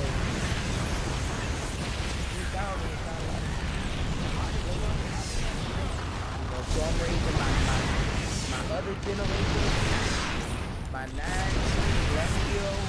Every day I go to work. Every day I'm in Atlanta, I go to work. They gotta get up and go to work. We shoot videos. They gotta have the props. They gotta be working. Right. And this is every day. If they gotta check in at my door at 7:30. Yeah. This set, I'm gonna make them work for everything. Right. I pay them $150 a day when they go work. I told him, you stay with your daddy this summer, that's $17,000 a piece for you. And this is instilled in their head now. That's how you make money work. That's how you make money you work. So when they get 16, they're gonna be like a sin to ask me for money. Yeah. They're gonna be so on stacking. And once you get to seeing those vans stack, my boys fell in love with it. My boys, they said, Daddy, I made $1,200. In 8 days, I done made 12. You know, Exciting. it's exciting. But if we just give it to them, they would never know the difference. Crazy though. Isn't it crazy? Because you would think though, You would think they would have the same as you. it doesn't carry. It doesn't. Really interesting, man. Yeah, because my brother and I, when we were growing up, we didn't have anything, but now my brothers worked really hard in Baton Rouge, getting a tree cutting company, and now he has kids. They have a different life, and it's part of it. He's like, You would have had it out there. because I had to be a comedian to defend myself. The only thing I had when I was young was my words. You know, like I couldn't. We didn't have the extra stuff, but words were mine. You couldn't. Words I had, they came from me. Right. Like anybody could have something else. You could have the Reebok pumps, whatever. You could have all the shit, but my words were mine, you know. And so when it came to humor or words, then I said, oh, this is my weapon, because nobody can control if I have this or not. I wake up with my words every day, so that's why I got to stand up. Oh, I can do this. No, everybody has this, but if I master it, then it's like, I don't know. It's me showing them. I'm gonna show them, you know. Even if I didn't have some of the same things, look, I'm gonna make the most of what I do have, you know, my words. Right. I just wish it. I just wish it would just carry on. I know, man. It's crazy. But, It doesn't. And it's almost sad to see it not carry on, because you're they're like, watching you. yeah. But they, right. Well, it's yeah. So it's like, are you the bad influence? It's weird. It's weird. Like it's weird, man. Like, do they see how hard I'm working for this shit? Like, you know. Yeah, I don't know. It's funny to see.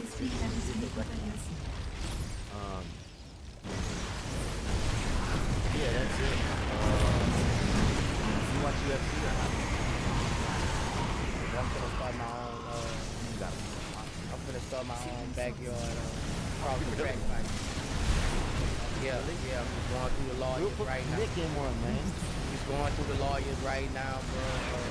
I got my logo together. Yeah. Just going through the lawyers right now. Every place got to cross the track. So we're gonna be setting up our train tracks. I just got the steel gate. Got got all my paperwork together. And I'm gonna do 5 fights in each city. $1,250 a piece. Yeah. The winner get $250. Yeah. Start out that league. Started out and I'm finna, you know, it's gonna be my another YouTube. No, it'd be good. Yeah.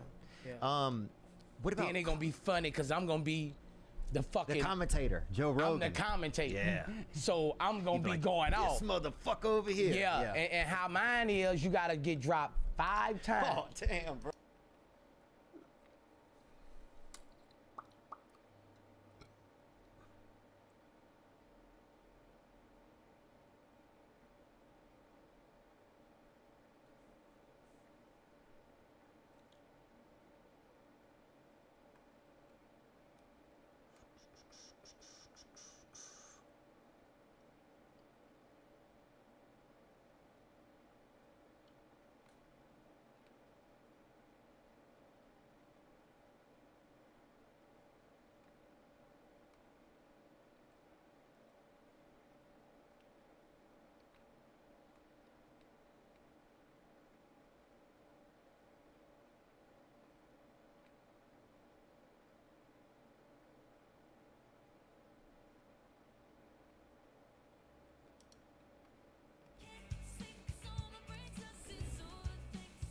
Really fun to get something that makes you feel like you're actually there, or to show people something that they missed.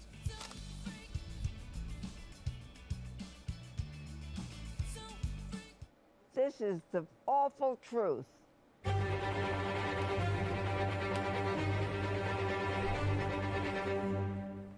There's always someone in the family that's pushing it.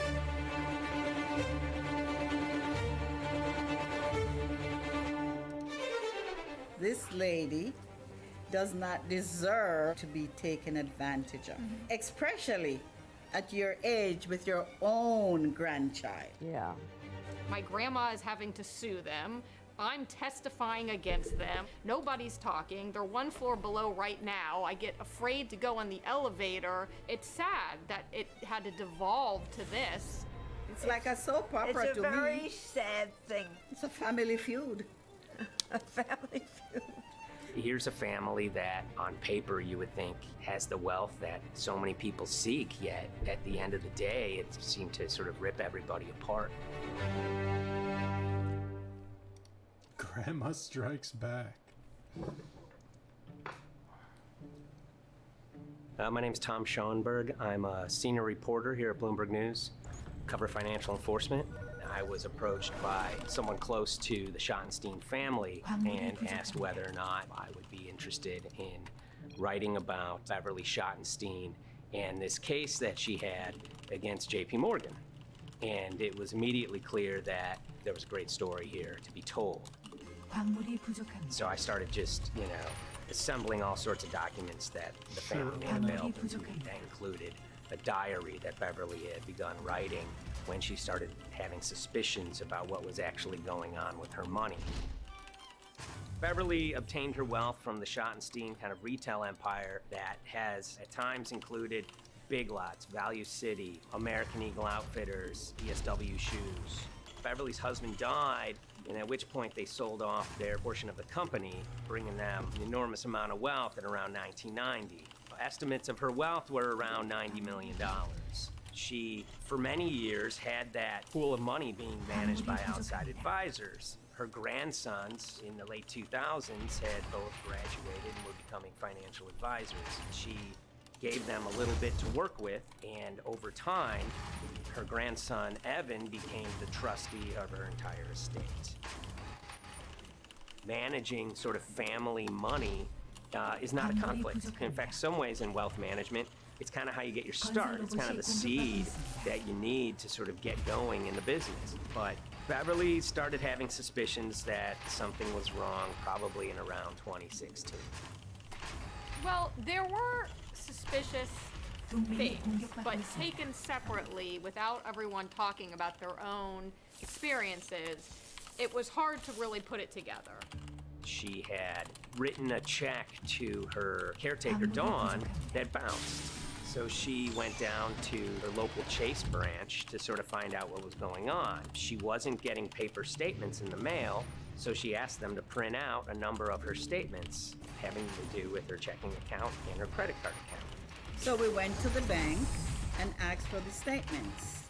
And she got a whole year and going through all of them, page by page by page. And it was there she saw all sorts of charges that she said she didn't authorize or didn't know about. I was becoming very, very suspicious. I was starting to look in the money part, and that's what bothered me more when I saw that money was going, and I was not a big spender. Around the same time, Dawn, she starts noticing Beverly's son, who lived in the condominium below her, came up with Evan with a shredder and started grabbing papers in her office area, including some with JP Morgan letterhead, and just started sitting at the kitchen table, just shredding documents over and over. Yeah, they came in one morning. They used to do it in the back. Through the back door, and they brought the shredder inside. And then they went in the drawers in the office and got all the papers, and they started doing it. I was very suspicious because I know you don't go around and destroying papers. Beverly said that they had done this many times before. That's when she said to me, you know, Dawn, I'm gonna write my feelings in this black book. Diary. And it's a diary, and she started to write, and each day she would write a little at a time. Around the holidays of 2018, a package had arrived, a FedEx package. In it were materials about a venture capital fund based out of the Cayman Islands. Dawn and some other family members take a look at this, and they see that Beverly is signed up for this fund to the tune of $5 million over the course of several years. And that was really the beginning of it. That was sort of the tip of the iceberg when it became obvious that something was going on, that my grandmother really wasn't aware of this fund. You know, Beverly started to panic. She got really upset and called, JP Morgan's headquarters in New York and asked for Jamie Dimon. She said she was told someone would call her back, but she says that never happened. She wrote a letter to Evan and Avi. In there, she laid out a number of things that were concerning her: unauthorized trading, the checking account. She had about $1 million worth of jewelry in a safe deposit box that her son Bobby had the key to that box. And that jewelry had gone missing. All this was kind of packaged in this, 5-page handwritten amendment to a will and trust. There's such an evolving narrative about why the jewelry was taken. The only truth we really know is that the jewelry is gone. But why it happened, there have been a lot of different stories. You just don't take your mother's wonderful things and hand it out. And they emailed that note to JP Morgan. All activity unearthed. And it ended up setting off a fire. As soon as they got this email that there was a cease and desist and that she wanted to send her money and change brokerage firm, they were actually vacationing one floor below downstairs. They're there right now.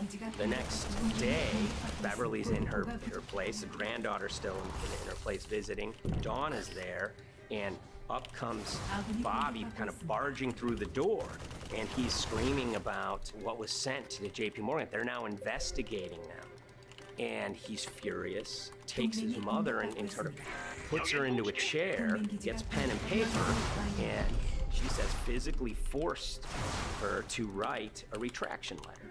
They were pushing me around. It was a scary time. I was really I had to take her to the doctor, and she did an x-ray because she was in so much pain. The locks had to be changed, the phone number had to be changed. I really thought we were going to have to hire guards to be outside just for protection. Oh, it was terrible.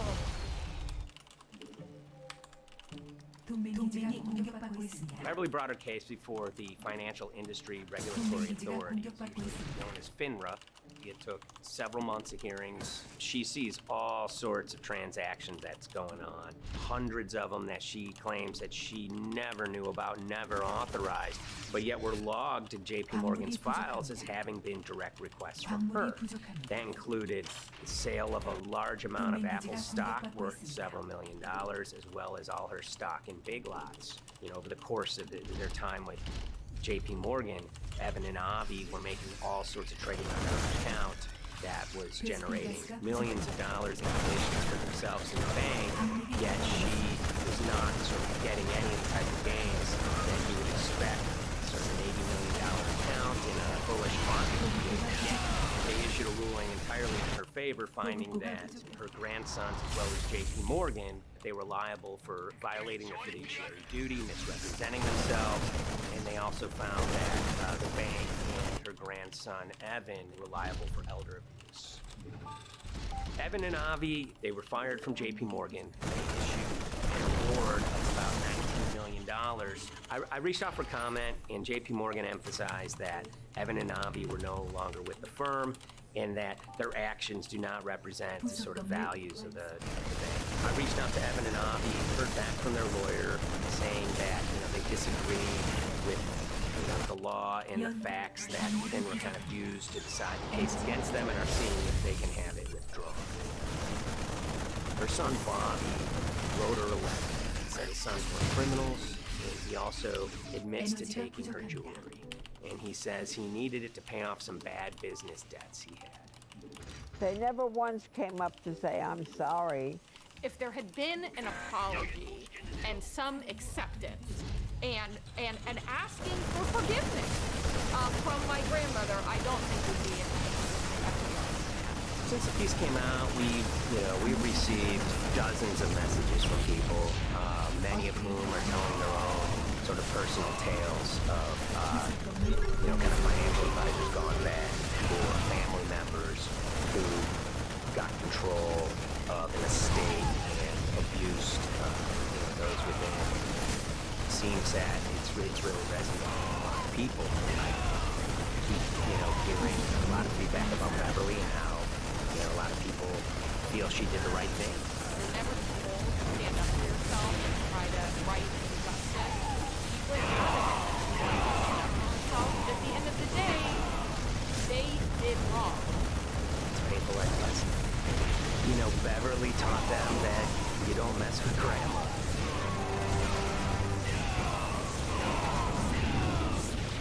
방력이 고갈되었습니다.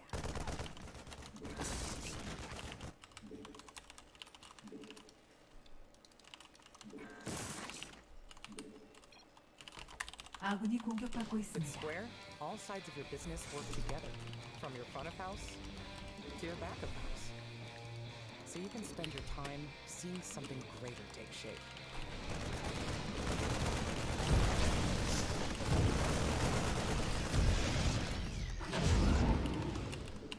보급고가 부족합니다. 베스킨 가스가 부족합니다. So the story is about the rise of David Rowland, the son of a scrap metal dealer from South London who rose to become the confidant to Prince Andrew. He'd acquired this Luxembourg bank, Kaupthing, and they proceeded to turn Kaupthing, Luxembourg, into what they now call Bank Haveland. Prince Andrew had become some kind of a roving ambassador for the Rowlands. With their unofficial touring, and they kind of went around the world hoovering up clients from among the ranks of the world's sort of worst kleptocrats and criminals. I don't think anyone comes out well out of this tale. Prince Andrew certainly does not come out well. You have the Queen's favourite son going out and basically being a glorified salesman for this really quite dodgy bank.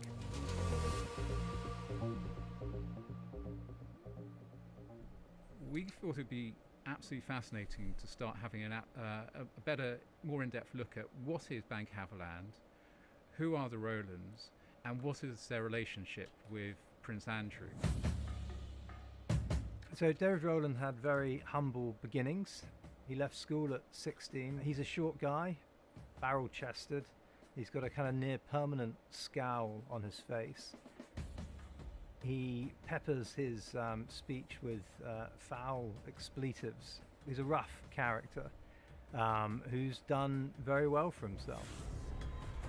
By the 1990s, he was well off enough to set up a family office. And this family office was not just handling his own money, it was almost like a shadow banking operation.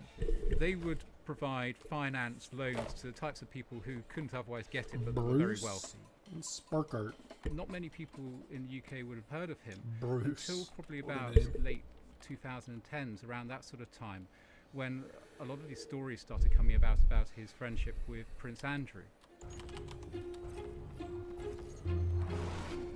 So Prince Andrew is the second son of the Queen of England, and he is, by some reports, her favourite son.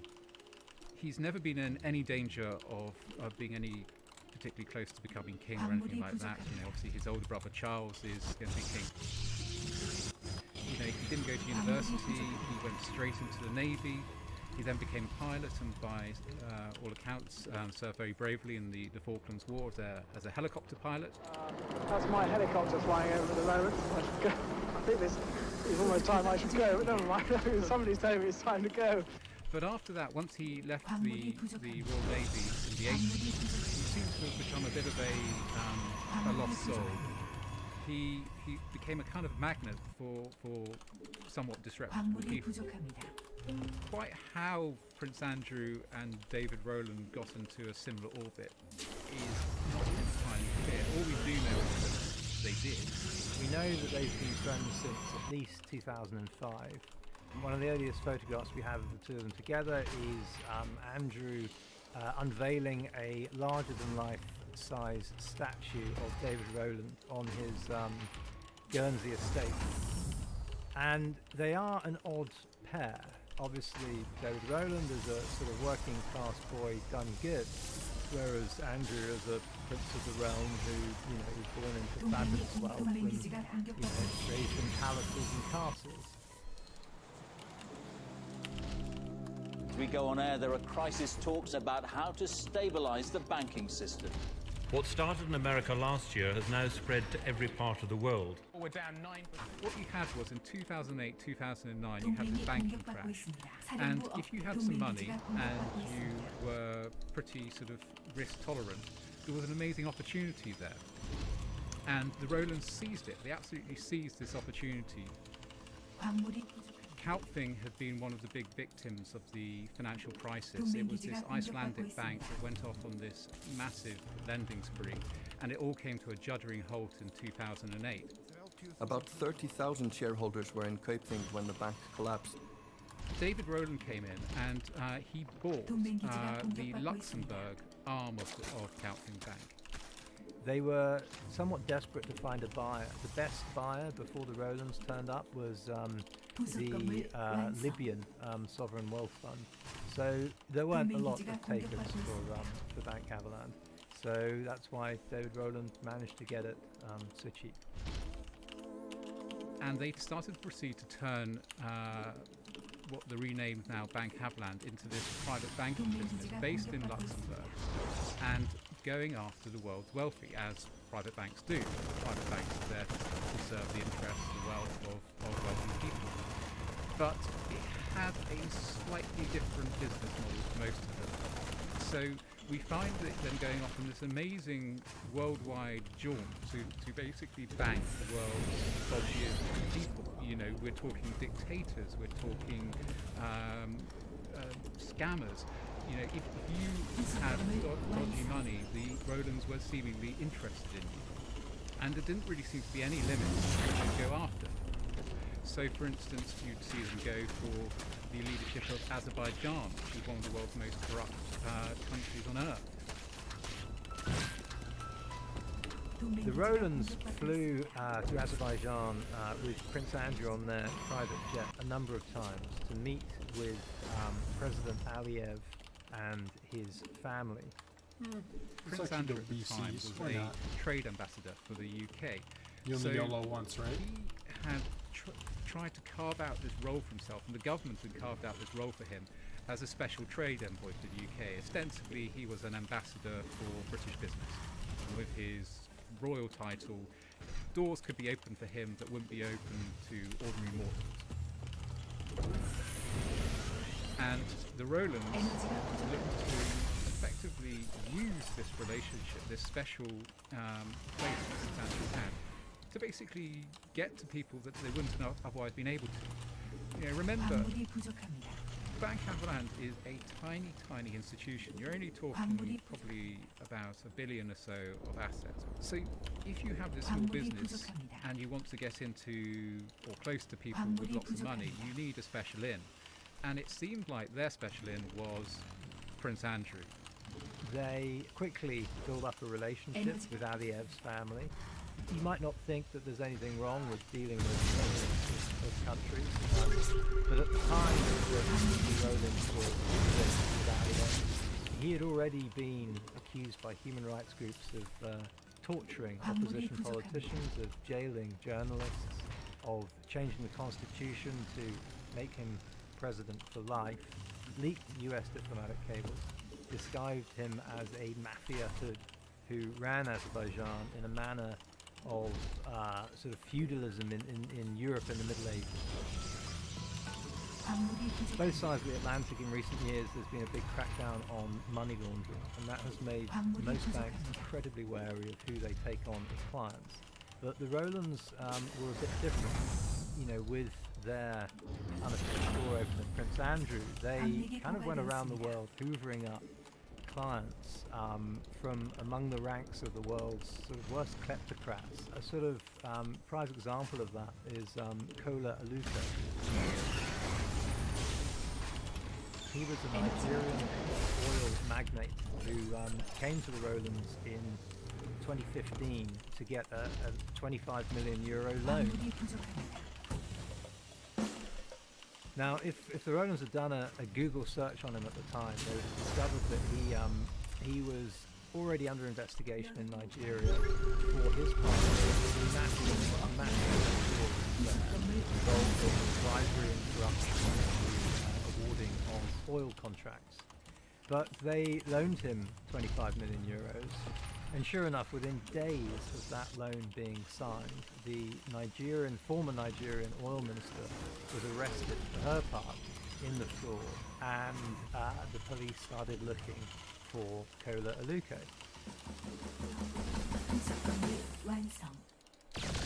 Arguably the pinnacle of David Rowland's social charm was the 2018 wedding of Prince Andrew's daughter, Eugenie. We have a granddaughter of the Queen marrying on national television at St George's Chapel, which is the same place where Prince Harry and Meghan Markle got married, and you have all of the great and the good of the country are going in there to be seated, to witness this occasion, to join together this front row seats, white, they're in the aisle, Kate Moss, and there you have David Rowland. In less than 6 decades, David Rowland had ascended from being the son of a scrap metal dealer to rubbing shoulders with royalty. But already at that time, the legal noose was tightening around his bank. Kola Aluko had defaulted on the 25 million euro loan that he owed to Bank Haveland, and that had led to the biggest foreclosure in New York history on this condo that he owned. And it became tabloid fodder, and for the first time Bank Haveland were linked to this central figure in one of Nigeria's biggest ever frauds, and that caught the attention of the Luxembourg regulators back home, who looked at dealings with Aluko and really didn't like what they found. When they took a deeper look into Bank Haveland's clients, they found that they were also banking the daughters of President Aliyev and other prominent Azerbaijanis. And they found that they'd done some very different background checks of their wealth. It isn't much fun being these days. My guy has very around waiting for a young girl.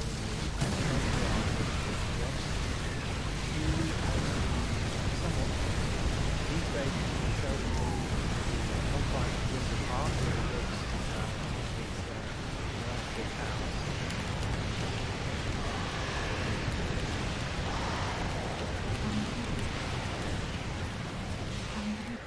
광맥이 고갈되었습니다. 광물이 부족합니다. 업그레이드 완료. So the bank's old buccaneering ways are very much behind it.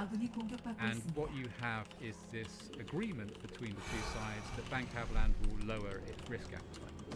The problem you then have, obviously, is that, well, if you're just a normal private bank trying to go after the same people everyone else is, why would you bank at Bank Haveland? Right? Why wouldn't you go to some other big place that has service? The simple answer to that is you would go to one of those places, most likely, in which case Bank Haveland really doesn't have a purpose anymore.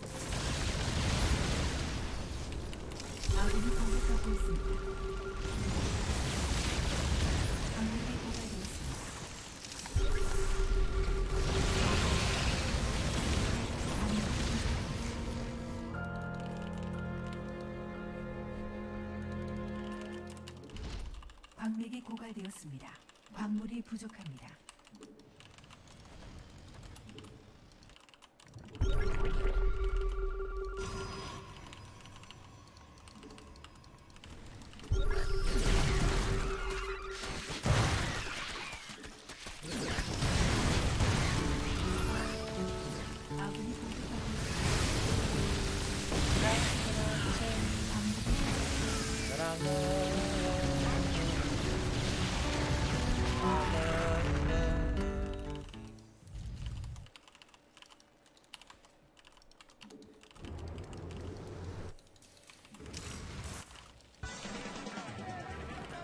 Entrepreneur Mark Cuban never calls time out.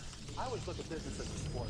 In football, you play 60 minutes. Basketball, you play 48 minutes. In business, it's 24/7 by 365. The whole world is I will never forget talking to Mark about, where are you going with this podcast? Because I thought it was Millionaire Boys Fun.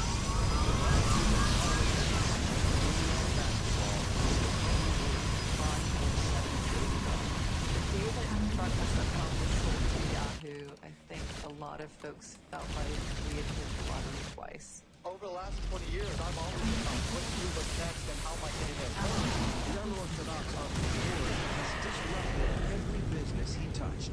He said, we have to blow this up. We just rip everything out and start again. He's been slammed, eliminated, and investigated. Mark Cuban, ordered to appear before the SEC. But always comes out on top.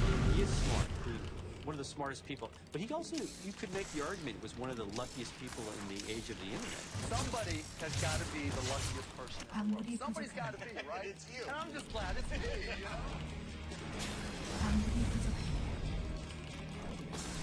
보급고가 부족합니다. 동맹이 공격받고 있습니다. Mark Cuban got in at the beginning of the internet boom.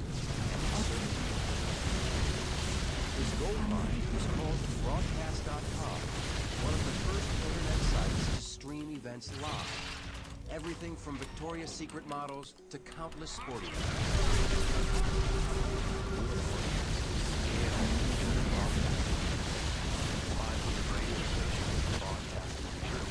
television stations, earning NHL, Major League Baseball. I mean, we have really become a broadcast.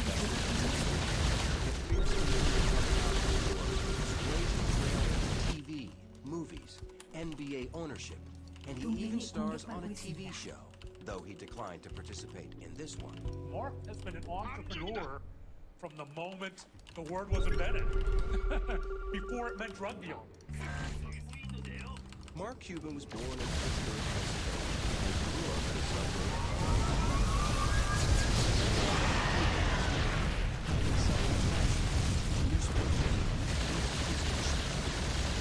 Started a stamp company. I started with a quarter, bought a stamp that left me $50. 베스핀 가루천이 고갈되었습니다. Hey, if I could do this, I could do anything. By the time he was 16, he already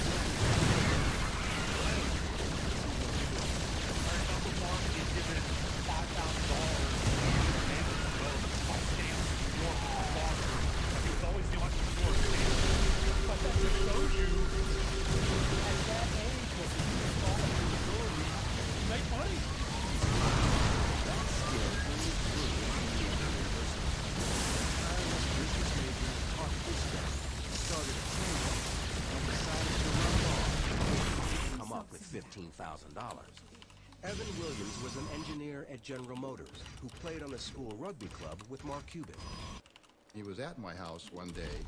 He was calling banks to try to get a loan.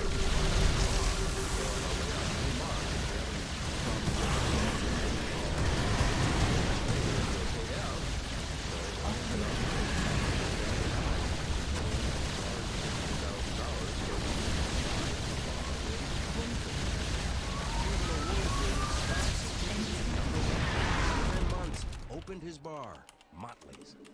Wayne Winston teaches graduate statistics at Indiana University. In my over 35 years of teaching, I've never had a student really start a business while they were an undergrad or an MBA here on campus. And he started Motley's, which became by far, I think, the best bar in town. The business model he used, very close to the same business model he used in his next two businesses. So he put out 51% of it, even though he didn't put up any of his own money, but no one really complained. He was the one that built up the business. Until it came crashing down after a wet T-shirt contest. It's pretty common knowledge around town. An underage girl won a wet T-shirt contest, and so I think that Cuban graduated and soon landed in Dallas. Within a year, the born entrepreneur launched Micro Solutions, providing software, hardware, and training to businesses at the dawn of the PC revolution. It was a family affair. Marcos, you come work for me. So I said, fine. So my first day at work, you know, I'm a big lawyer. I show up in my suit and tie. He goes, why are you wearing that? Well, you know, coming to work for you at MicroSolution. You know, no, go home and change, put on your crafty clothes, and your jeans. You're in the stock. Mark doesn't give you anything. You have to learn it and earn it. Mark Cuban learned the computer business fast, and in 7 years, sold his company to CompuServe for $6 million. I retired, and you retired. And what did you do with that money, your biggest purchase? My biggest purchase, I bought a lifetime pass on American Airlines, and I had one mission in mind. I wanted to be able to go to as many countries around the world as I could and get drunk with as many people as I possibly could, and I was so good at it.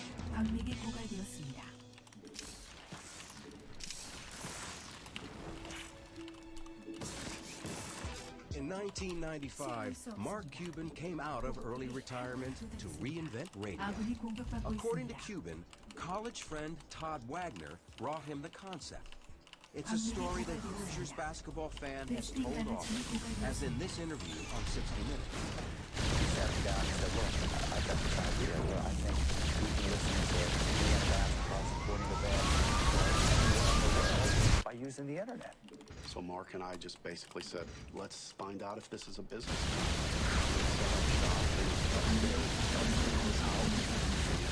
Got us a computer, got the software, and started playing with it. Of AudioNet, what eventually became Broadcast.com. But another young entrepreneur tells a different story. Chris James says he was also a founder of the company. When I was pretty young, I was a Minnesota Twins fan. I moved to San Francisco. I was a displaced fan. I was always trying to figure out how to get access to those games that I couldn't see on regular TV. When the internet came along, I didn't because now it was just kind of important I probably had this pitch that I'd given to maybe 150 people over the previous year and a half, 2 years. So I'm getting in my pitch and she's about 20-minute pitches and 3 minutes because I'm here to help you. Jabe asked for $1 million and said that Cuban wrote a check for $10,000, and months later tried to cut him out completely. Mark said, Chris, I really don't need you. You really don't have that much to add. I can pretty much do or get people to do what you're doing. So I was a little bummed, to say the least, and I really get Todd on it. When he came to me and said, you know, we can look at it with $2,500 a month and 10% of the company, in the way he described it and the way he showed me the paperwork, I knew it was real. And it really made me feel really good, actually. Even though it was hard to take 10% of a company that I'd developed 100% from scratch. Cuban became the driving force of AudioNet.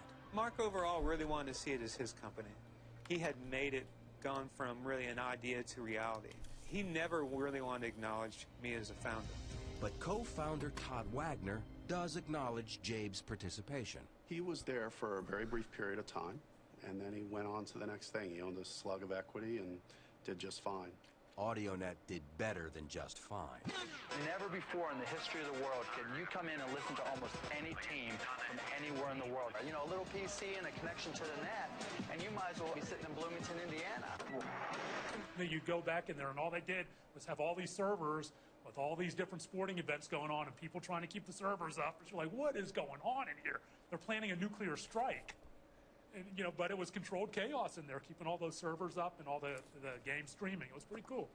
Cuban and Wagner changed the name from AudioNet to Broadcast.com in 1998 and positioned the company to go public.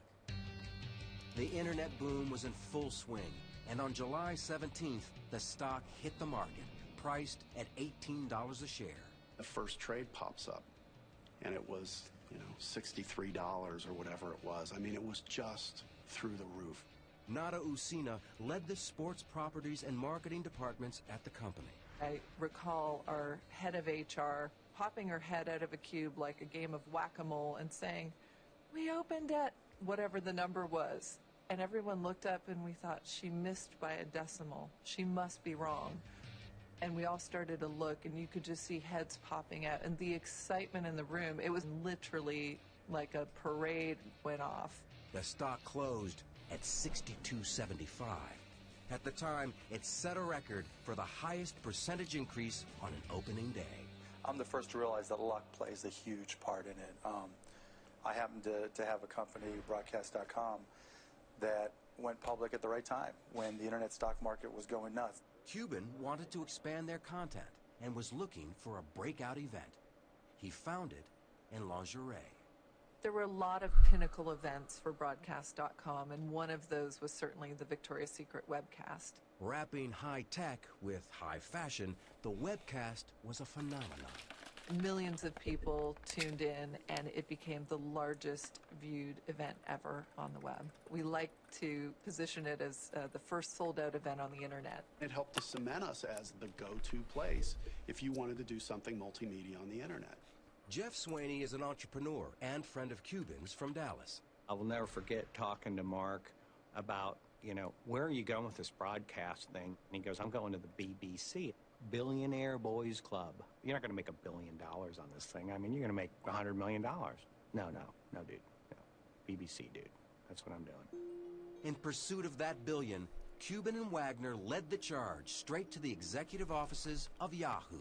I remember Mark and I going into the conference room and basically just saying, look, we're where you guys need to be. So you're either going to have to compete with us or you're going to have to buy us because we are big players in where we think the internet's going to go. Yahoo felt the breath of competition, according to Paul Saffo, a leading technology forecaster. It's a moment where there's a sense of the rise of the machines. Algorithms, a technology Google forecaster, are really taking over the search space. And it's beginning to dawn on people that, in fact, there is a lot of volatility in customer loyalty around places you visit on the web. I can remember going to Yahoo, and you could just feel the anxiety at the company of how do we bulk up our technology side. Looking for an answer, in April 1999, Yahoo grabbed Broadcast.com for a staggering sum, $5.7 billion in stock. The deal secured Cuban's membership in that billionaires club. I think a lot of folks felt like we had hit the lottery twice. You had this tremendous IPO, and to top it off, one of the great companies in Silicon Valley, Yahoo, comes in and acquires this little old company that was set up in Deep Ellum, Dallas, Texas. It couldn't have been, frankly, scripted any better. But not scripted all that well for Yahoo.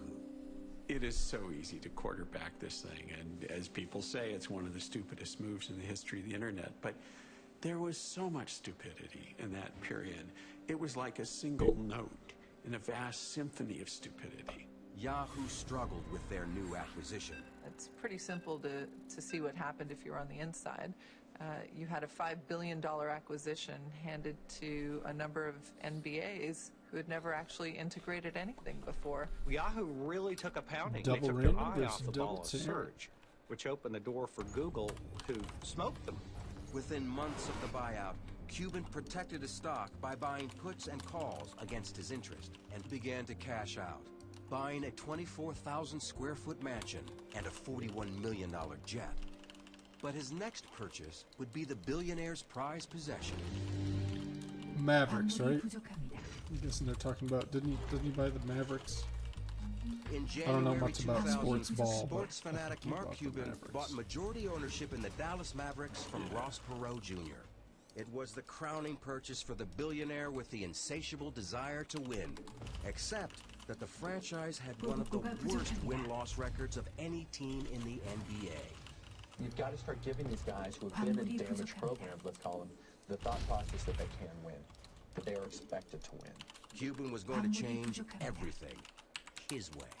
Terdema Ussery, the buttoned-up CEO of the Dallas Mavericks, recalled his first meeting. I didn't eat the whole day because we're having dinner at his house that night, and I want to be a great guest. And I was in suit and tie and, trying to, my Sunday best, as my mom called it. He opened the door up in jeans and no shoes and t-shirt, and we sat on his floor and watched basketball for 4 or 5 hours and ate. I think it was Cocoa Puffs and Doritos is what we had in bottled water. So it was, again, it was just a new Cocoa reality. Puffs and That new Doritos. reality took Nice. effect the moment Cuban saw the He's a traditional wood-paneled multi-billionaire. locker room in the Mavericks' new He's arena. like, you want some He fucking said, "You gotta carbs, blow this bro? up. This is not what I want. I want a loft. I want open ceiling. I want the guys to practice in the clubhouse, the place they'd hang out in. We got to get a pool table in here, and we got to get the DVDs, rip everything out, and start again in the clubhouse." The radical new owner booked first-class hotels for road games and would buy a team jet with legroom for 7-footers. All that stuff was new. None of that stuff had been done in the league before. Nor had an owner worn a Mavs Fan for Life t-shirt, or put his email address on the Jumbotron, or broken custom by ditching the skybox for courtside seats and yelling at the referee. Marcus had plenty that's gotten him in trouble. Scott Soshnick reports on sports business for Bloomberg News. My favorite one is when he said that a referee wasn't qualified to manage him. But when he said that, Dairy Queen got upset. They wanted Mark to know that their managers are highly trained, highly skilled. And so the guy challenged Dairy Mark Queen down. got So, upset. let's see how difficult it is. Probably 6 hours before Dairy Queen. Probably 3,000 people outside. And he was there dishing out ice cream. He's a very, very smart marketing guy. And if he can turn a negative into a positive, he will. But Cuban's courtside criticism was a negative for David Stern, the longtime commissioner of the NBA. I think Mark was very impatient when he first became because he strives for perfection. And he expressed his views in that regard. It wasn't a constructive enterprise to criticize our prohibited firearms. Those rules resulted in Cuban's first fine of $5,000, followed by fines of $15,000, $25,000, $250,000, $100,000, $10,000, and $100,000 again. All his first full season as an owner. My job is to stand up for my guys, and if I think something's wrong, I'm going to do something. Reporter John Swartz followed Cuban's career for 13 years. That connects with people. You don't see that among many billionaires. They think they have to act a certain way. I don't think he cares. I think he honestly just could give a damn what anyone thinks about him. Cuban's hands-on involvement brought immediate success. Attendance shot up more than 35%. The estimated team value leapt $50 million. And the Mavericks went to the playoffs in 2001 for the first time in over 10 years. Before he owned the Dallas Mavericks, they were the laughingstock of the NBA. They were winning 15 games a year. Once he took over, their winning percentage has got to be one of the best. It's got to be in the top 5.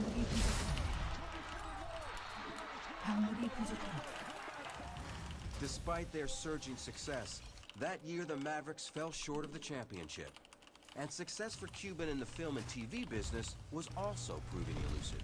At the dawn of HGTV in 2001, he launched the first high-definition television network called HDNet, as he explained to Charles Cable with satellite, but knowing that not only are they going to get great entertainment, but they're going to get great entertainment in the best possible picture quality. The network sputtered, barely reaching 350,000 homes in its first year. Cuban hit pause long enough to marry longtime girlfriend Tiffany Stewart, throwing a reception bash on his home court, the American Airlines Center.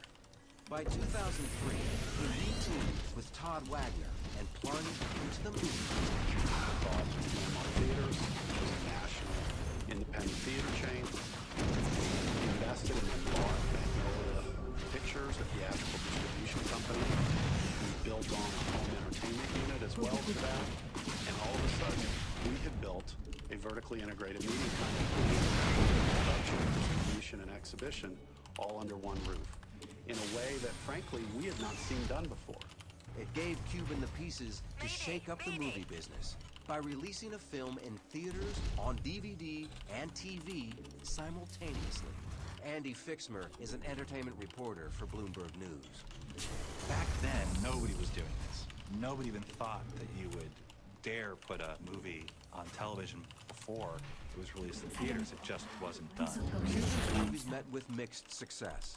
Some films, like Good Night and Good Luck, had found critical acclaim and a niche audience, while others struggled. And there was a disappointment again on the basketball court. Star Dirk Nowitzki led the team into the finals in 2006. The Mavs were up 2 games to none when momentum suddenly shifted. And the team dropped 3 straight.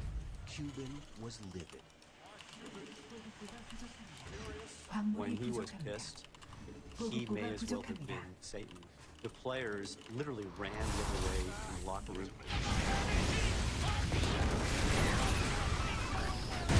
After their collapse in the championship, Nowitzki publicly called for Cuban to control his temper. For the owner who hated to lose, the loss was pure devastation. For 3 weeks, and he became a shut-in. So what did it cost him? It cost him his dream. Really, his dream was to turn the Mavericks into champions. 부속 건물 완성. 베스핀 가스가 부족합니다. 동맹이 공격받고 있습니다. Mark Cuban, the former disco teacher, returned to dancing in 2007. Mark likes as much airtime as he can get. As long as it's fun and it's entertainment for him, he's going to do it. He appeared on almost anything, even hosting his own reality show, The Benefactor, canceled after 1 season. Viewers were also assured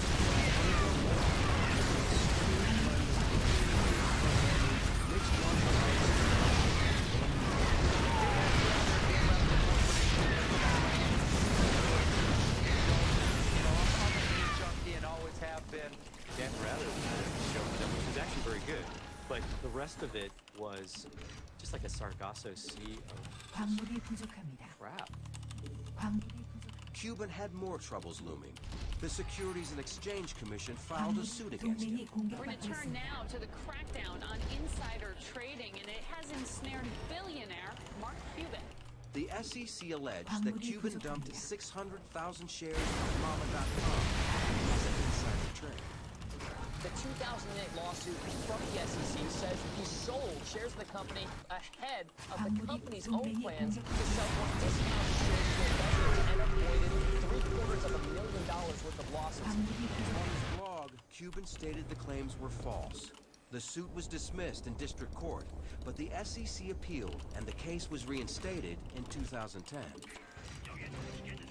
While Cuban battled in the courtroom, he also prepared for battle. He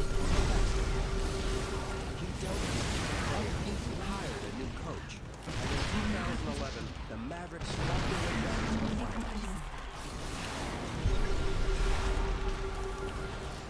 Surprising everyone, the loudmouth behind the team bench went silent. It was different. I mean, still people went up and talked to him, but he said, not today, not me. And the team that Mark had assembled, that in the end was able to win. What he's always dreamed of. 광물이 부족합니다. 광물이 We had 부족합니다. a ceremony in Montreal, and all of a sudden this chant broke out. Thank you, Mark. Thank you, Mark. Thank you, Mark. How many times have you heard of a building chanting thank you to the owner? That's pretty unique. With a championship banner finally in place,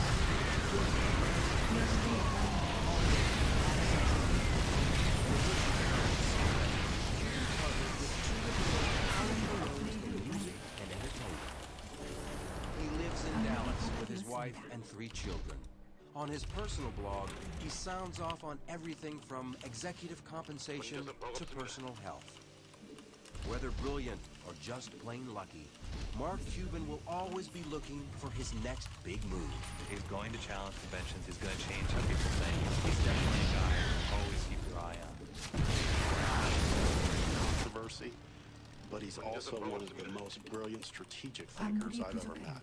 Is the glass of water half full or half empty? Mark's going to be the guy asking who's pouring it.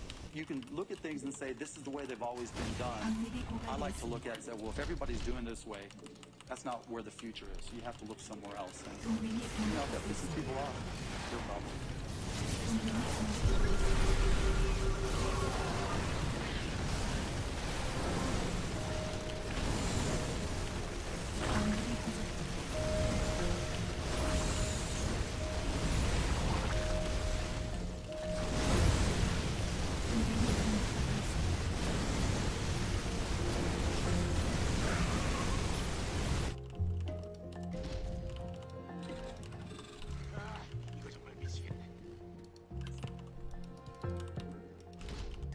공격받고 있습니다. He's trying to write GG with surprise depots? Wait, what's he writing? 동맹이 공격받고 있습니다.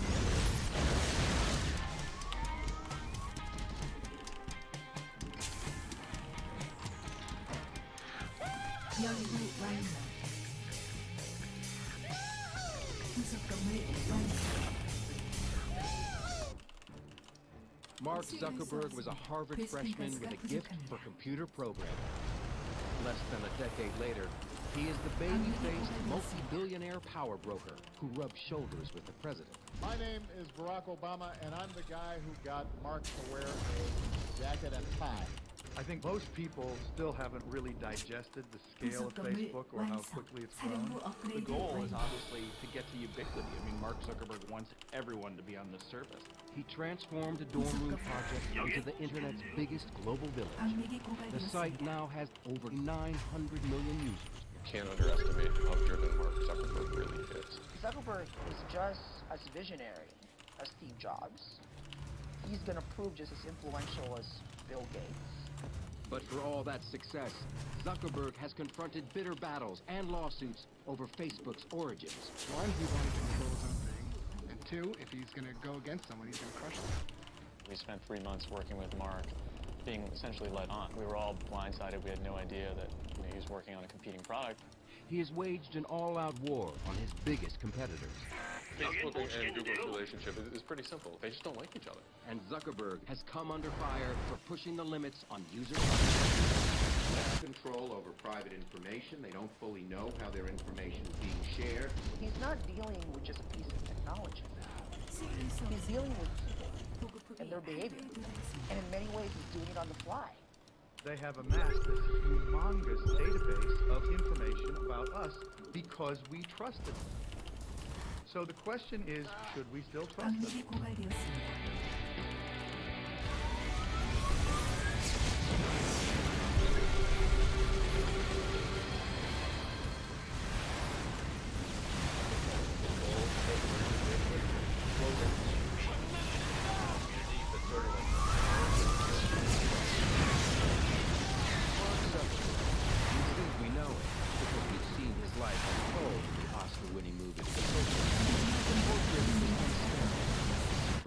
Intense, cutthroat, brilliant, and socially crippled. I don't understand. But was it accurate? He's always had friends. Last time I checked,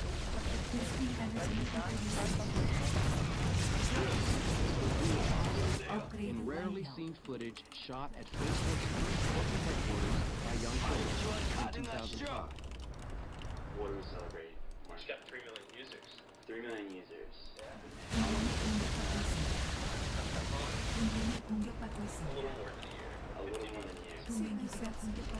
While Zuckerberg pushes the envelope of privacy, he opted out of participating in this program. In 2004, he aimed to create Facebook.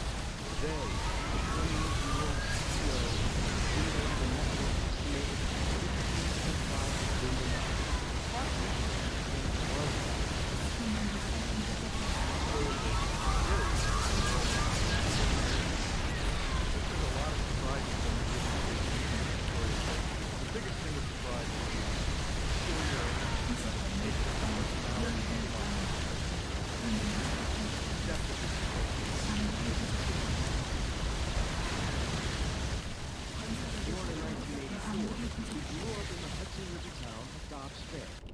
Bedroom community in New York City.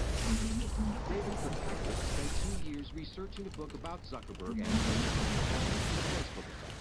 He comes from an unbelievably supportive family in which he's the only son. He has 3 sisters. So he was kind of the prince, and in fact, I think his parents called him the prince, and he was treated accordingly. So this is a guy without any problem of self-confidence. Computer savvy from the start, Zuckerberg taught himself the complicated computer language C++. By 9th grade, he created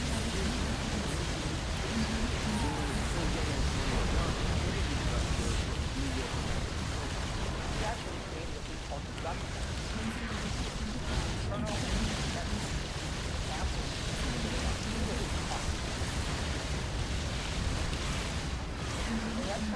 what? He got sort of tired of his local high school and started really because he just wanted more time. It was at the exclusive Exeter Academy that Zuckerberg and his friends began to build a new website called Facebook, which was intended to anticipate what the purpose of the and it was very, very hard. Before he started Facebook, he was sending off offers from Microsoft and others to buy Synapse for well over $1 million. Like a tech world version of an all-star athlete, big-name companies wanted to recruit him right out of Exeter. Again, Zuckerberg was unimpressed and chose instead to enter Harvard in 2002, where it wasn't long before he got himself in trouble. Zuckerberg hacked into the school's computers to collect images of students. Nicholas Carlson is deputy editor at BusinessInsider.com. You can sort of tell that he's a little bit of a troublemaker. He creates something called FaceMash his first year in Harvard, and it's a sort of hot or not for the Harvard community. And then it maintained an entire list of Harvard students and which ones were the most attractive, ranking them by hotness. Ellen McGirt interviewed Zuckerberg for Fast Company magazine. FaceMash worked in kind of a little bit of an icky way. It made people upset. Obviously, people felt mocked or exposed, and it was one of the first big experiences that Mark had with the privacy issues of the masses. Under pressure, Zuckerberg shut down the site. The Harvard Administration Board charged him with breaching security, violating copyrights, and violating individual privacy. But by then, FaceMash was a campus sensation. Zuckerberg had seen his future. At the same time of getting trouble for building this mischievous web tool, he built a mischievous web tool that was really popular. I imagine that he had a couple of sleepless nights worrying about how bad this thing was going to be, and was relieved when it all blew over, but was also incredibly curious about what he could then make next. If you're a genius with genius friends sitting in a dorm room, suddenly the world looks like a big, happy, open place if you can just get into that database. At the time, the technology landscape was changing dramatically. Brad Stone is a senior writer at Bloomberg Businessweek. The internet was really a much different world back in 2004. Friendster really demonstrates that a social network needs to have technical chops. The site goes down all the time, it's unreliable. MySpace also, it's full of ads, it's very distracting. It also begins to have technical instability. At Harvard, Zuckerberg met classmate and future business partner Eduardo Saverin. Author Ben Mesrick is one of the few to have interviewed Saverin about the early days of Facebook. Eduardo met Mark Zuckerberg in an underground Jewish fraternity. The underground scene at Harvard, you know, these were not really fun events. These were kind of strange little social settings, really bad parties, mostly all guys. And so Eduardo and Mark met in this scene, and they became friends pretty quickly because they were both kind of outsiders.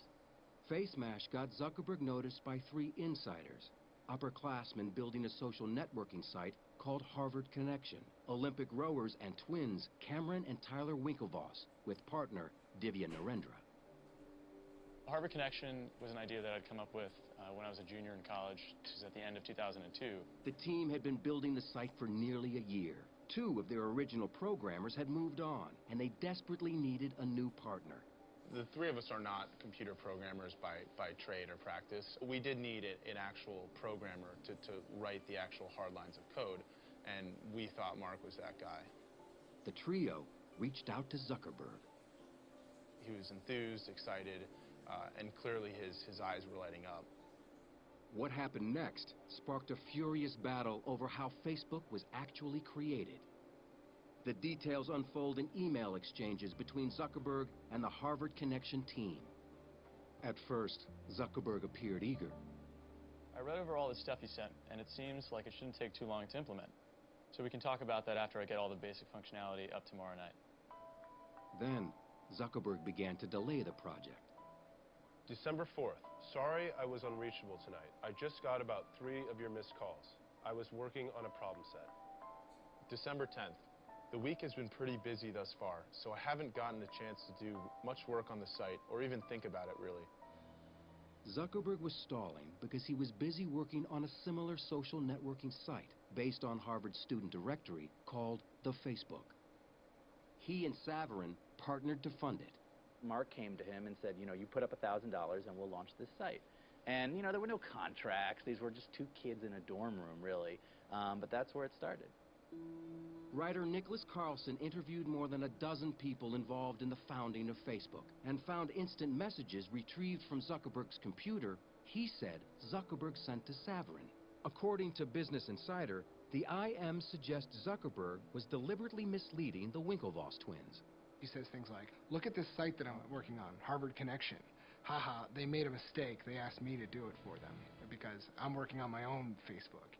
We were always under the impression that Mark was working on HarvardConnection.com. There was never an indication from him that he could not do the work, didn't want to do the work, or was working on something identical on the side called the Facebook. When he met with the Winklevoss brothers the last time, he saw that he probably should tell them that he's been working on a competing product. He sort of conferred about it with friends. But in the end, he said, you know what I'm going to do? I'm going to blank them. I'm going to blank them in the ear. On February 4th, 2004, just as he was expected to complete work on their site, Zuckerberg and his friends instead launched the Facebook. The Winklevoss brothers and Narendra found out about it the same way nearly everyone else at Harvard did. It completely blindsided us. We definitely did not expect that. Mark wanted to have control over his own project. He saw that they were onto something cool, the Winklevoss brothers, but he saw that he could do something cooler. And so, one, he wanted to control his own thing, and two, if he's going to go against someone, he's going to crush them, and that's what he did. Ever wanted the sensation like you're floating on air? You can with Skechers' new Glide Step footwear. Feels like you're floating as our Aero Comfort outsoles give you a pillowy soft landing, then propel you forward. Plus, they have Skechers' exclusive air-cooled memory foam. Try Skechers' new Glide Step.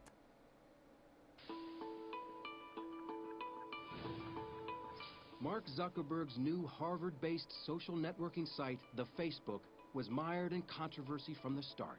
Just days after he launched it in February of 2004, the Winklevoss twins and Divya Narendra sent him a letter to cease and desist. In a nutshell, our complaint against Mark Zuckerberg is fraud, unjust enrichment, and breach of contract. Zuckerberg responded with a letter denying any wrongdoing, claiming his site was a separate venture and used none of the same code.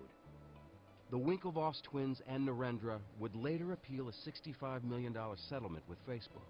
They lost in federal court, but that settlement could now be worth $200 million.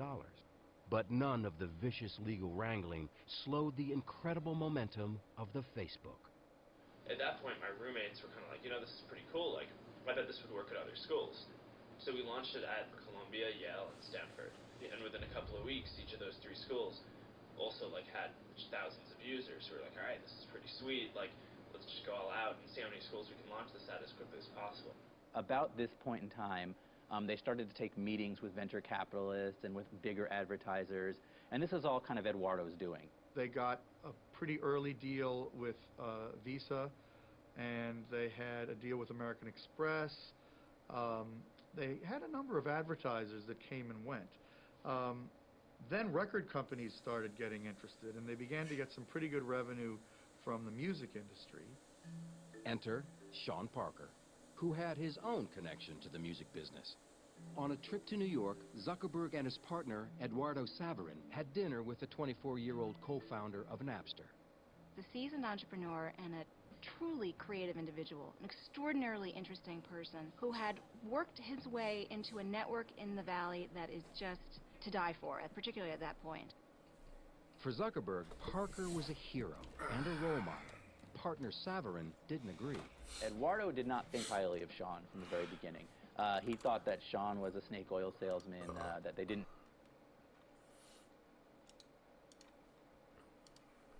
Eastern Iowa Community Colleges is providing the right path for your individual success. Last week, Robinhood Markets, the brokerage app that everyone loves to hate, announced that they are beginning the rollout of IPO Access, a new product that they say will give their customers the opportunity to buy shares of companies at the IPO price before they trade on public exchanges.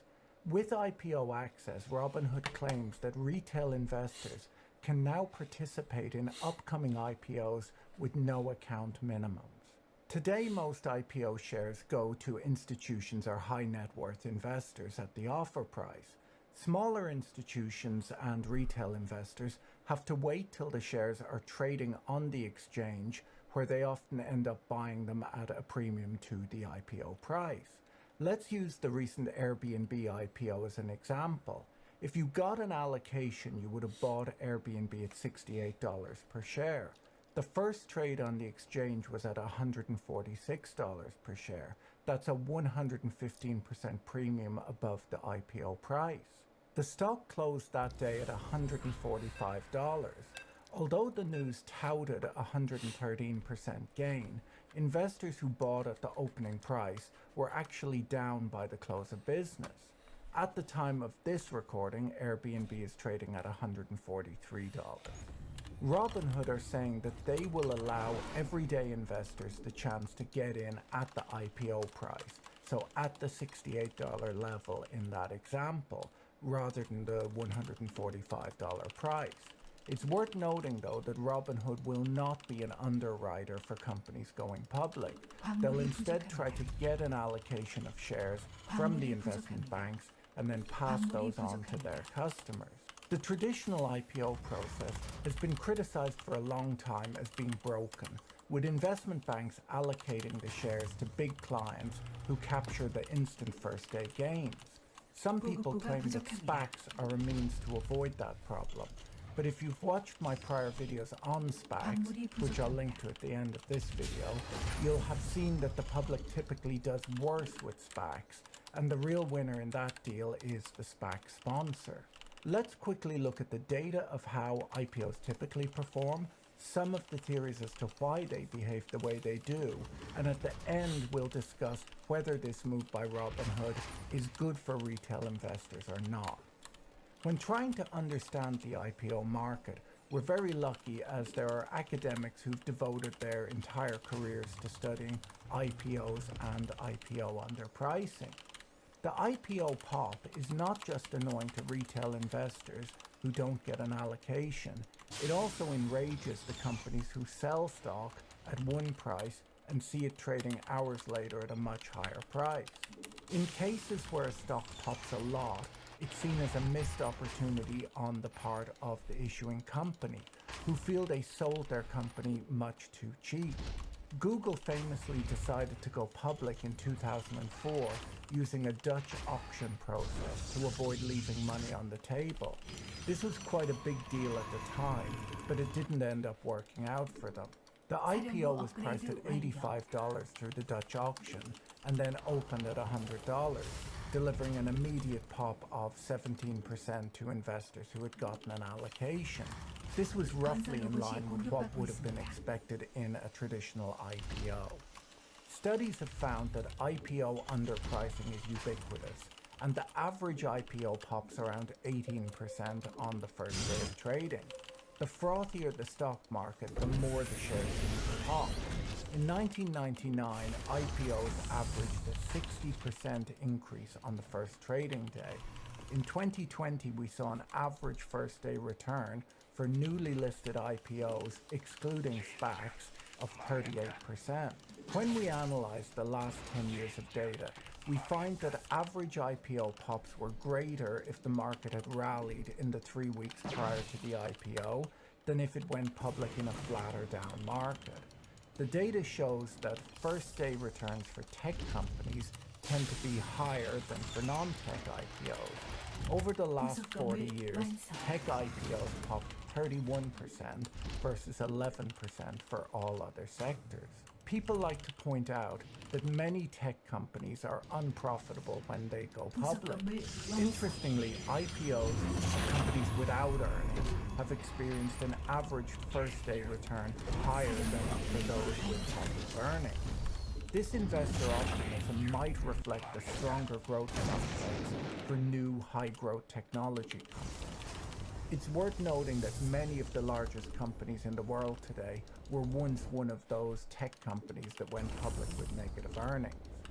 IPO underpricing is not just an American issue. It appears to be a worldwide phenomenon. In China, IPO underpricing has been extreme, averaging 137% from 1990 through to 2010. This compares with 16% in the United Kingdom. In most other countries, IPO underpricing averages around 20%. Okay, so to understand this underpricing, let's first look at how the traditional IPO process works. The process usually involves a company raising additional capital from institutional investors the day before the stock's new ticker starts trading on an exchange. Typically, a group of investment banks will run a process known as book building, where they reach out to their biggest clients and assemble a book of orders at different prices that institutional investors are willing to pay for the IPO. These investors are shown a list of possible prices and asked to submit how many shares they're willing to take at the different price points. Generally, being involved in this process is by invitation only to big clients of the investment bank. Generally, securities laws require additional disclosure requirements if the issuance is offered to retail investors. This requirement is the main reason why retail investors are usually not involved in this trade. The way that book building works is that the investment bank invites large investors and fund managers to submit bids on the number of shares that they're interested in buying and the prices that they would be willing to pay. They bid the number of shares that they're willing to buy at the various price levels. To price the issue, the underwriter uses the weighted average method to arrive at the final price of the shares. Stock exchanges around the world usually require that the banks make the details of the bid public after the IPO in the interest of transparency. Regulators, in addition, are often entitled to verify the bid application if necessary. The price where the underwriters feel that demand adequately covers the issuer supply is known as the offer price. The idea is that this is the price at which all of the shares will be taken off. All investors are allocated stock in the IPO at that price. Even if they said that they were willing to pay more for the shares, they still get billed at this price. With a really hot IPO, investors often only receive the day after the shares have been placed, the listing exchange opens the stock for trading, and the shares can now be purchased by the general public. The first opening auction runs like all other auctions, reaching a price where demand and supply are equal. That auction forms the stock's first opening price. There can be some complexity to how these deals work, where the underwriter might agree to stabilize or support the price of the offering for the initial trading period with a greenshoe or over-allotment option. If demand remains strong for the IPO, the opening trading price will be higher than the offer price, but that's not always the case. An average gain of offer to retail investors. This requirement is the main reason why retail investors are usually not involved at this stage. The way that book building works is that the investment bank invites large investors and fund managers to submit bids on the number of shares that they're interested in buying and the prices that they would be willing to pay. They bid the number of shares that they're willing to buy at the various price levels. To price the issue, the underwriter uses the weighted average method to arrive at the final price for the shares. Stock exchanges around the world usually require that the banks make the details of the bids public after the IPO in the interests of transparency. Regulators, in addition, are often entitled to verify the bid applications if they feel it's necessary. The price where the underwriters feel that demand adequately covers the issuer's supply is known as the offer price. The idea is that this is the price at which all of the shares will be taken up. All investors are allocated stock in the IPO at that price. Even if they said that they were willing to pay more for the shares, they still get filled at this price. With a really hot IPO, investors often only receive a fraction of the shares that they put in for. The day after the shares have been placed, the listing exchange opens the stock for trading, and the shares can now be purchased by the general public. The first opening auction runs like all other exchange opening auctions, reaching a price where demand and supply are equal. That auction forms the stock's first opening price. There can be some complexity to how these deals work, where the underwriter might agree to stabilize or support the price of the offering for the initial trading period with a greenshoe or over-allotment option. If demand remains strong for the IPO, the opening trading price will be higher than the offer price, but that's not always the case. An average gain of 18% on one day makes IPO investing sound like a very attractive opportunity. However, 31% of IPOs actually fall on their first day of trading rather than popping. Additionally, nearly half of IPOs fall on their second day of trading versus their first day close. Some of the high returns relate to the volatility that investors face. Investors often get only a partial fill on the deals that go well and get a full allocation on the ones that fail. Thus, they don't usually achieve that 18% average return. This is a real B&H customer story. Jack and Barbara, professional wildlife photographers and B&H customers for 30 years, live in remote... So what are the theories for why IPOs are so frequently underpriced? The most common explanation, and the one with the most empirical support, is that IPO underpricing occurs because of informational asymmetry. This theory was put forth by Kevin Rock in 1986. He theorized that uninformed investors bid without regard to the quality of the IPO. They just want access to any IPO. Informed investors, on the other hand, bid only on the offerings that they think will provide superior returns. In an IPO that's overpriced, only uninformed investors will bid, and they will then lose money. If they get burned a few times like this, they eventually leave the IPO market for good. The investment banks don't want this to happen, as they need the uninformed investors to also be involved, as there just aren't enough informed investors to take all IPO shares. To solve this problem, the underwriter prices the IPO to attract these investors, making sure that uninformed investors are also involved in the process. The consequence of this is a general underpricing of IPO shares. Another theory as to why underpricing persists is the investment bank conflict theory, which argues that investment banks arrange for underpricing as a way to benefit themselves and their big clients. There's some mixed evidence to support this argument, but this incentive is mostly offset by the fact that if an investment bank is known for underpricing IPOs, companies won't come to them and hire them for future IPOs, and IPOs are very lucrative business for investment banks. In addition, investment bankers' fees, and thus their bonuses, are based on the size of the deal. So overall, they're well incentivized to raise as much money for their customers as possible. Next up is the managerial conflict theory, which argues that company management deliberately caused the underpricing.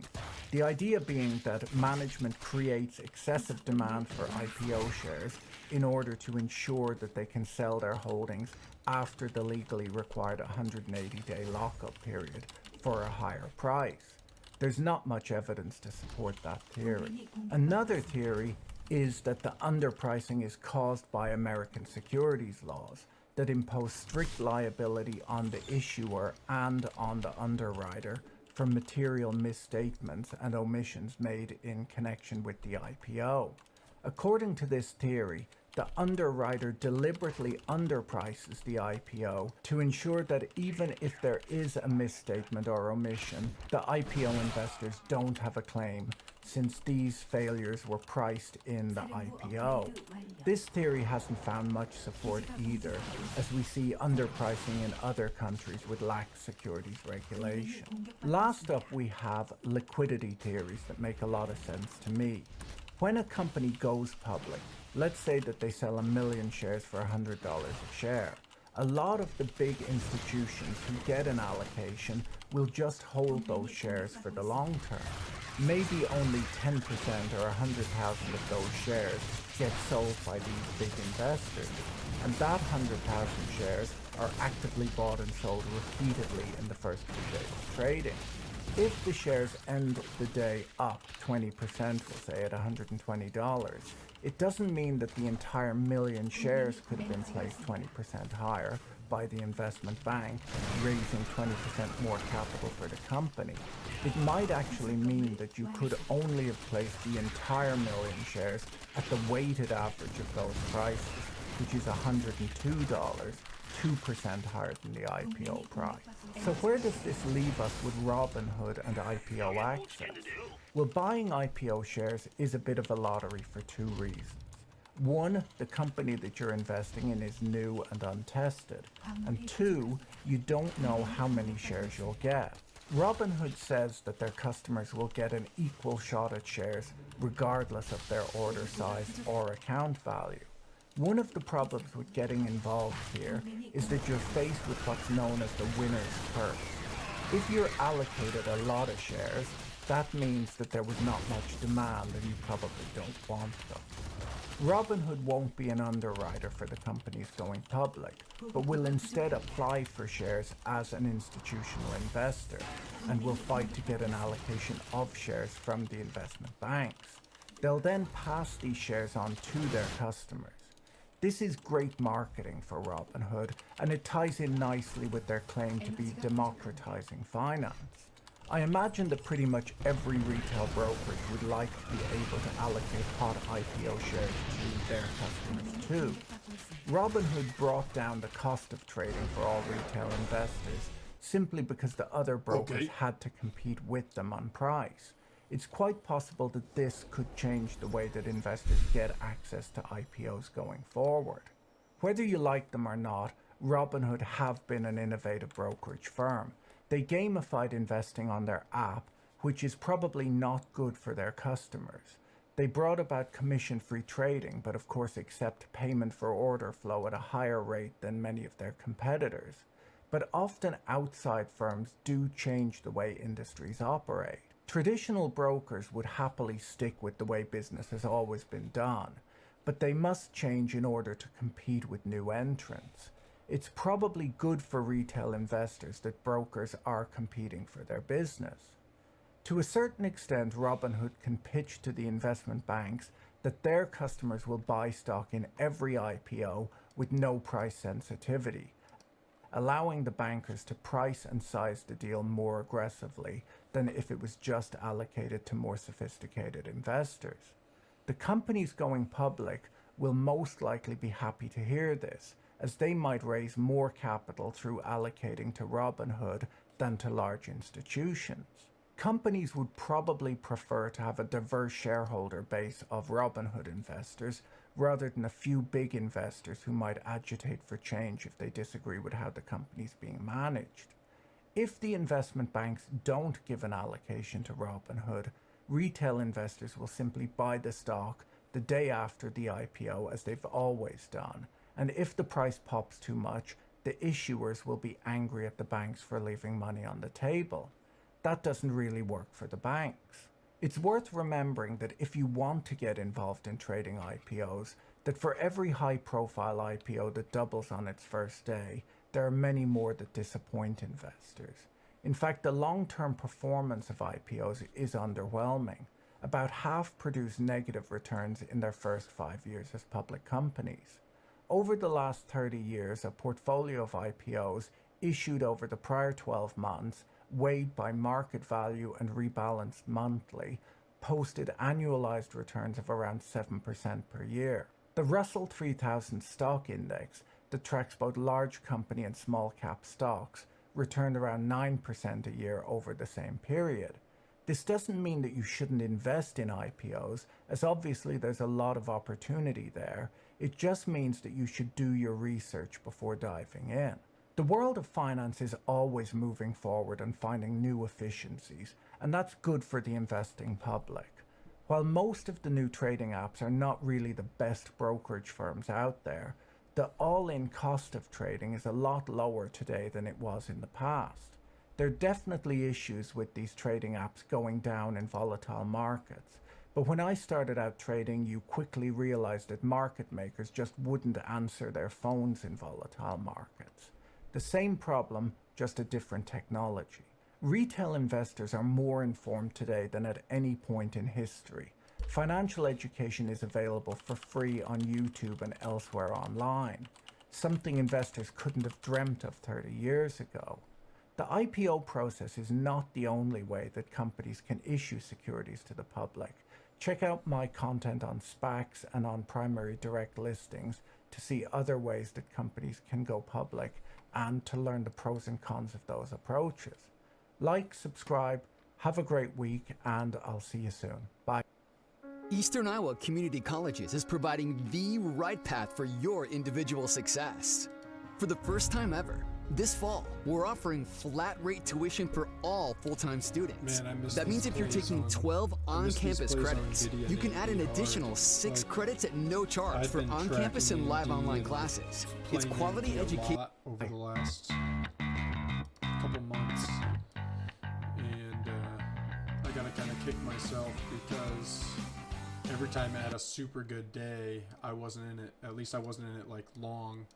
I'd have little scalps here and there, and then today, like this day, which is Friday, I actually lost a little bit because, which in hindsight was terrible, because if you look at, let's see, basic trading, so here's the daily chart, and if you look at the daily chart, you can see this like, it hit this low several times, and I should have just bought it and took a swing trade on it for like a week once it rebounded off this low. Like it hit 73 multiple times. I remember watching it this morning and watching it these mornings, and every time it hit 73, I was like, man, I should just buy it and just sit on it. But I didn't. Like I couldn't pull the trigger. I don't know why. Like my confidence with swing trading just isn't there just yet. I'm too used to scalping, but I'd rather become a swing trader. But in hindsight, like this was forming, you know, slightly higher lows for like a week straight, which is extremely bullish, like people kind of accumulating positions. And then they had news of the $4 billion stock buyback, and that was this day, I believe, this candle. And then this day, so if we look at this on the 10-day, 30-minute chart, you can see it like slightly higher lows every day. Really bullish, higher than average volume. The average volume for this when I first started trading it consistently like a month or so ago was like 35 million. And now the average daily volume is around 45 to 47 million. 47 million, it claims right here. Where my mouse is here. But yeah, you can see it. And I was like, oh, this thing popped. It's off its lows several bucks. It's been kind of grinding higher, maybe since it's a 3-day weekend, and it's been kind of moving slow. I was kind of short bias coming into this day, and then like I watched this pop out of the open, and AMD almost never drives out of the open, and that in itself should have been a telltale sign to me to like just get long, you know, just buy some shares and sit on them for the day. Because if I would have bought anywhere in the first little bit of the open, I would have been, you know, in pretty good shape. But instead, on this, it peaked like here, and then I shorted because I thought it was going to drop back down. But the NASDAQ ended up doing good that day too, Friday. And I shorted expecting it to come back down and maybe retest like 77, 78, somewhere in that range. And yeah, it popped up. And I was short like 400 or 500 shares right in here, and then I think right in this area I decided to cut it, which of course if I would have waited I would have came back to my entry price, and I at least would have had a little bit smaller of a loss. But then I lost like I think just a hair over $100, and I was like, fuck it, I'm done for the day. Because like in hindsight, right when I looked back over, I hadn't looked at this 10-day 30-minute chart at all, and right when I looked at it, it was just blatantly obvious to me that like some of the swing traders I watched, like this is the setup they look for. Building a little bit higher lows and like the overall volume, like daily volumes, getting a little higher, and like all these factors should have told me that this thing is gonna rip for a buck or a couple bucks. And then sure enough, it ran a whole ATR. And ATR on AMD is 2.66, 2.65, 2.68. It kind of like varies, of course, over time. But I was trading it this whole week, and I was like, man, this thing's really starting to tighten up. And all the swing traders that I watch, they're like, when a stock starts to like really tighten up and trade in a tight range, and then you see the volume going up, and you see like overall like slightly higher lows and all that, that thing's probably going to rip, probably going to take off. And sure enough, it did. Same thing with NVIDIA. Like, I like all these superconductors stocks, and it did the exact same thing. When NVIDIA hit this 150-day moving average, bounced back up, on this day, I remember seeing it at like 550, like between 545 and 550, and like thought to myself, man, I should just buy that and sit on it for a few days. And had I even bought 100 shares, like, and sold it, let's see, 1, 2, 3, 4 or 5 days later, I'd been sitting on like $4,000. If I would have had the foresight, of course, to wait till Friday, that's 100 points. That thing, it hit a new all-time high on Friday. So if you had bought it at 550 and sold it on Friday when it hit 650, that would have been a $10,000 winner. 100 points on 100 shares. But instead, I've been making my life harder than I need to, and trying to scalp for cash flow. And I've had good luck over the last 6 weeks or so, but I would have, if I would have just allocated all of my capital to swing trades as opposed to having most of it freed up for scalping, I would have made significantly more. And that's sad to see. Here's another one, SEDG. I played this a few months back. It dipped here. Where is that? Yeah, right here. Right here is where I played it. Do I still have this screen up? Yeah. So it dipped down here, and then this day when it reclaimed, I was a little hesitant. I didn't buy it early enough. I bought it like in this range, like 300 shares about right here, and then I sold it. And this was one of my best plays overall. Like, I didn't catch it close to the bottom like I should have, but I got out at 293 something, and it peaked at, damn, it hit, I didn't think it quite got that high, but it peaked at like 298, and then I sold off. Damn, I didn't even realize it hit. Maybe this is not when I played it. That's the same prices though, and here it didn't hit those prices. Maybe it was this day to this day is when I played it, because I don't think it never quite hit 300 when I did it. Yeah, it must have been after this candle. I bought on this candle on this day, 319, and then sold in here. But regardless, it was a good play. It was like a $2,500 winner. But damn. I wonder if we'll see a little bit of a dip on Tuesday, because the markets are closed Monday.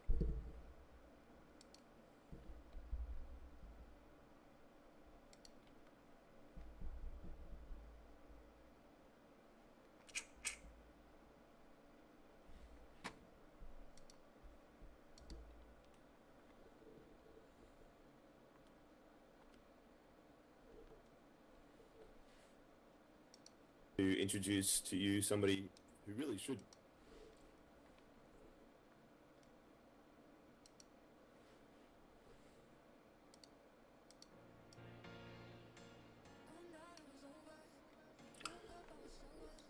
I'll be back in a minute.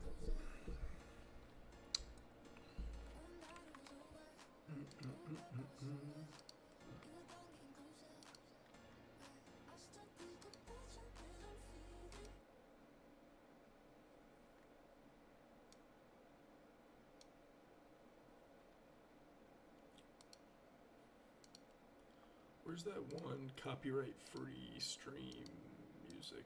There it is. Lo-fi copyright-free music. deal. I'll be over here. They might play a little Call of Duty, actually. When I'm back.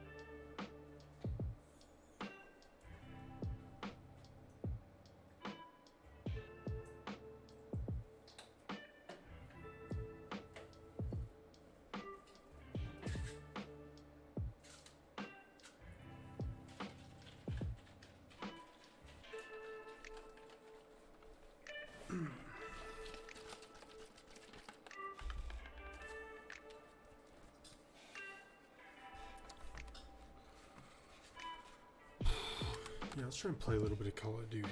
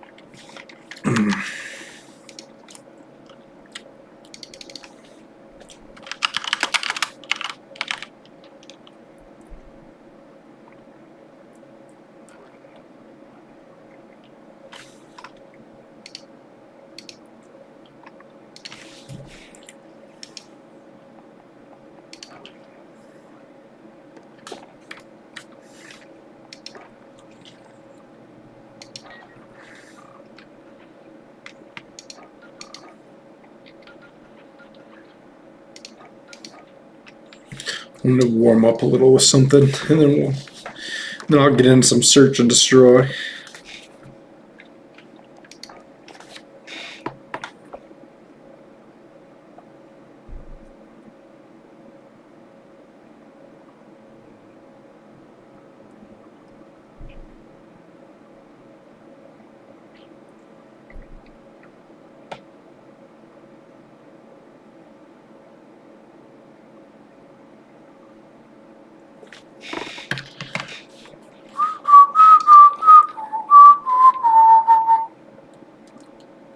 Free access. Oh boy, oh boy.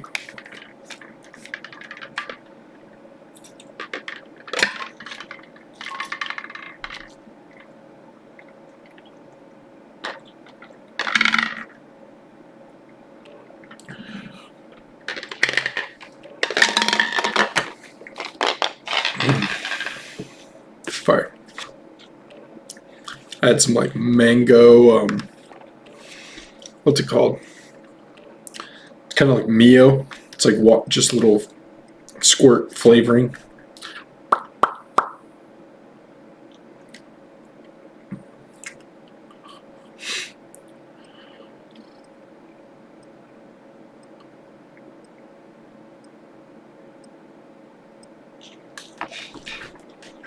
Probably going to be trash because I haven't played this game in a long time. I played a couple rounds the other day, but that's the first time I played it in like well over a year. I feel like my mic volume is too high. Let's bring that ratio down a little.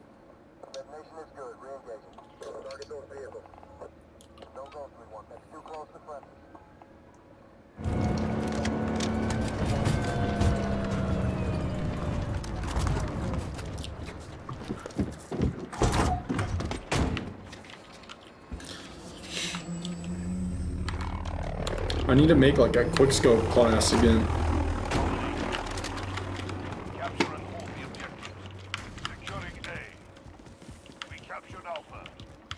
Ooh, my shit's kind of skipping.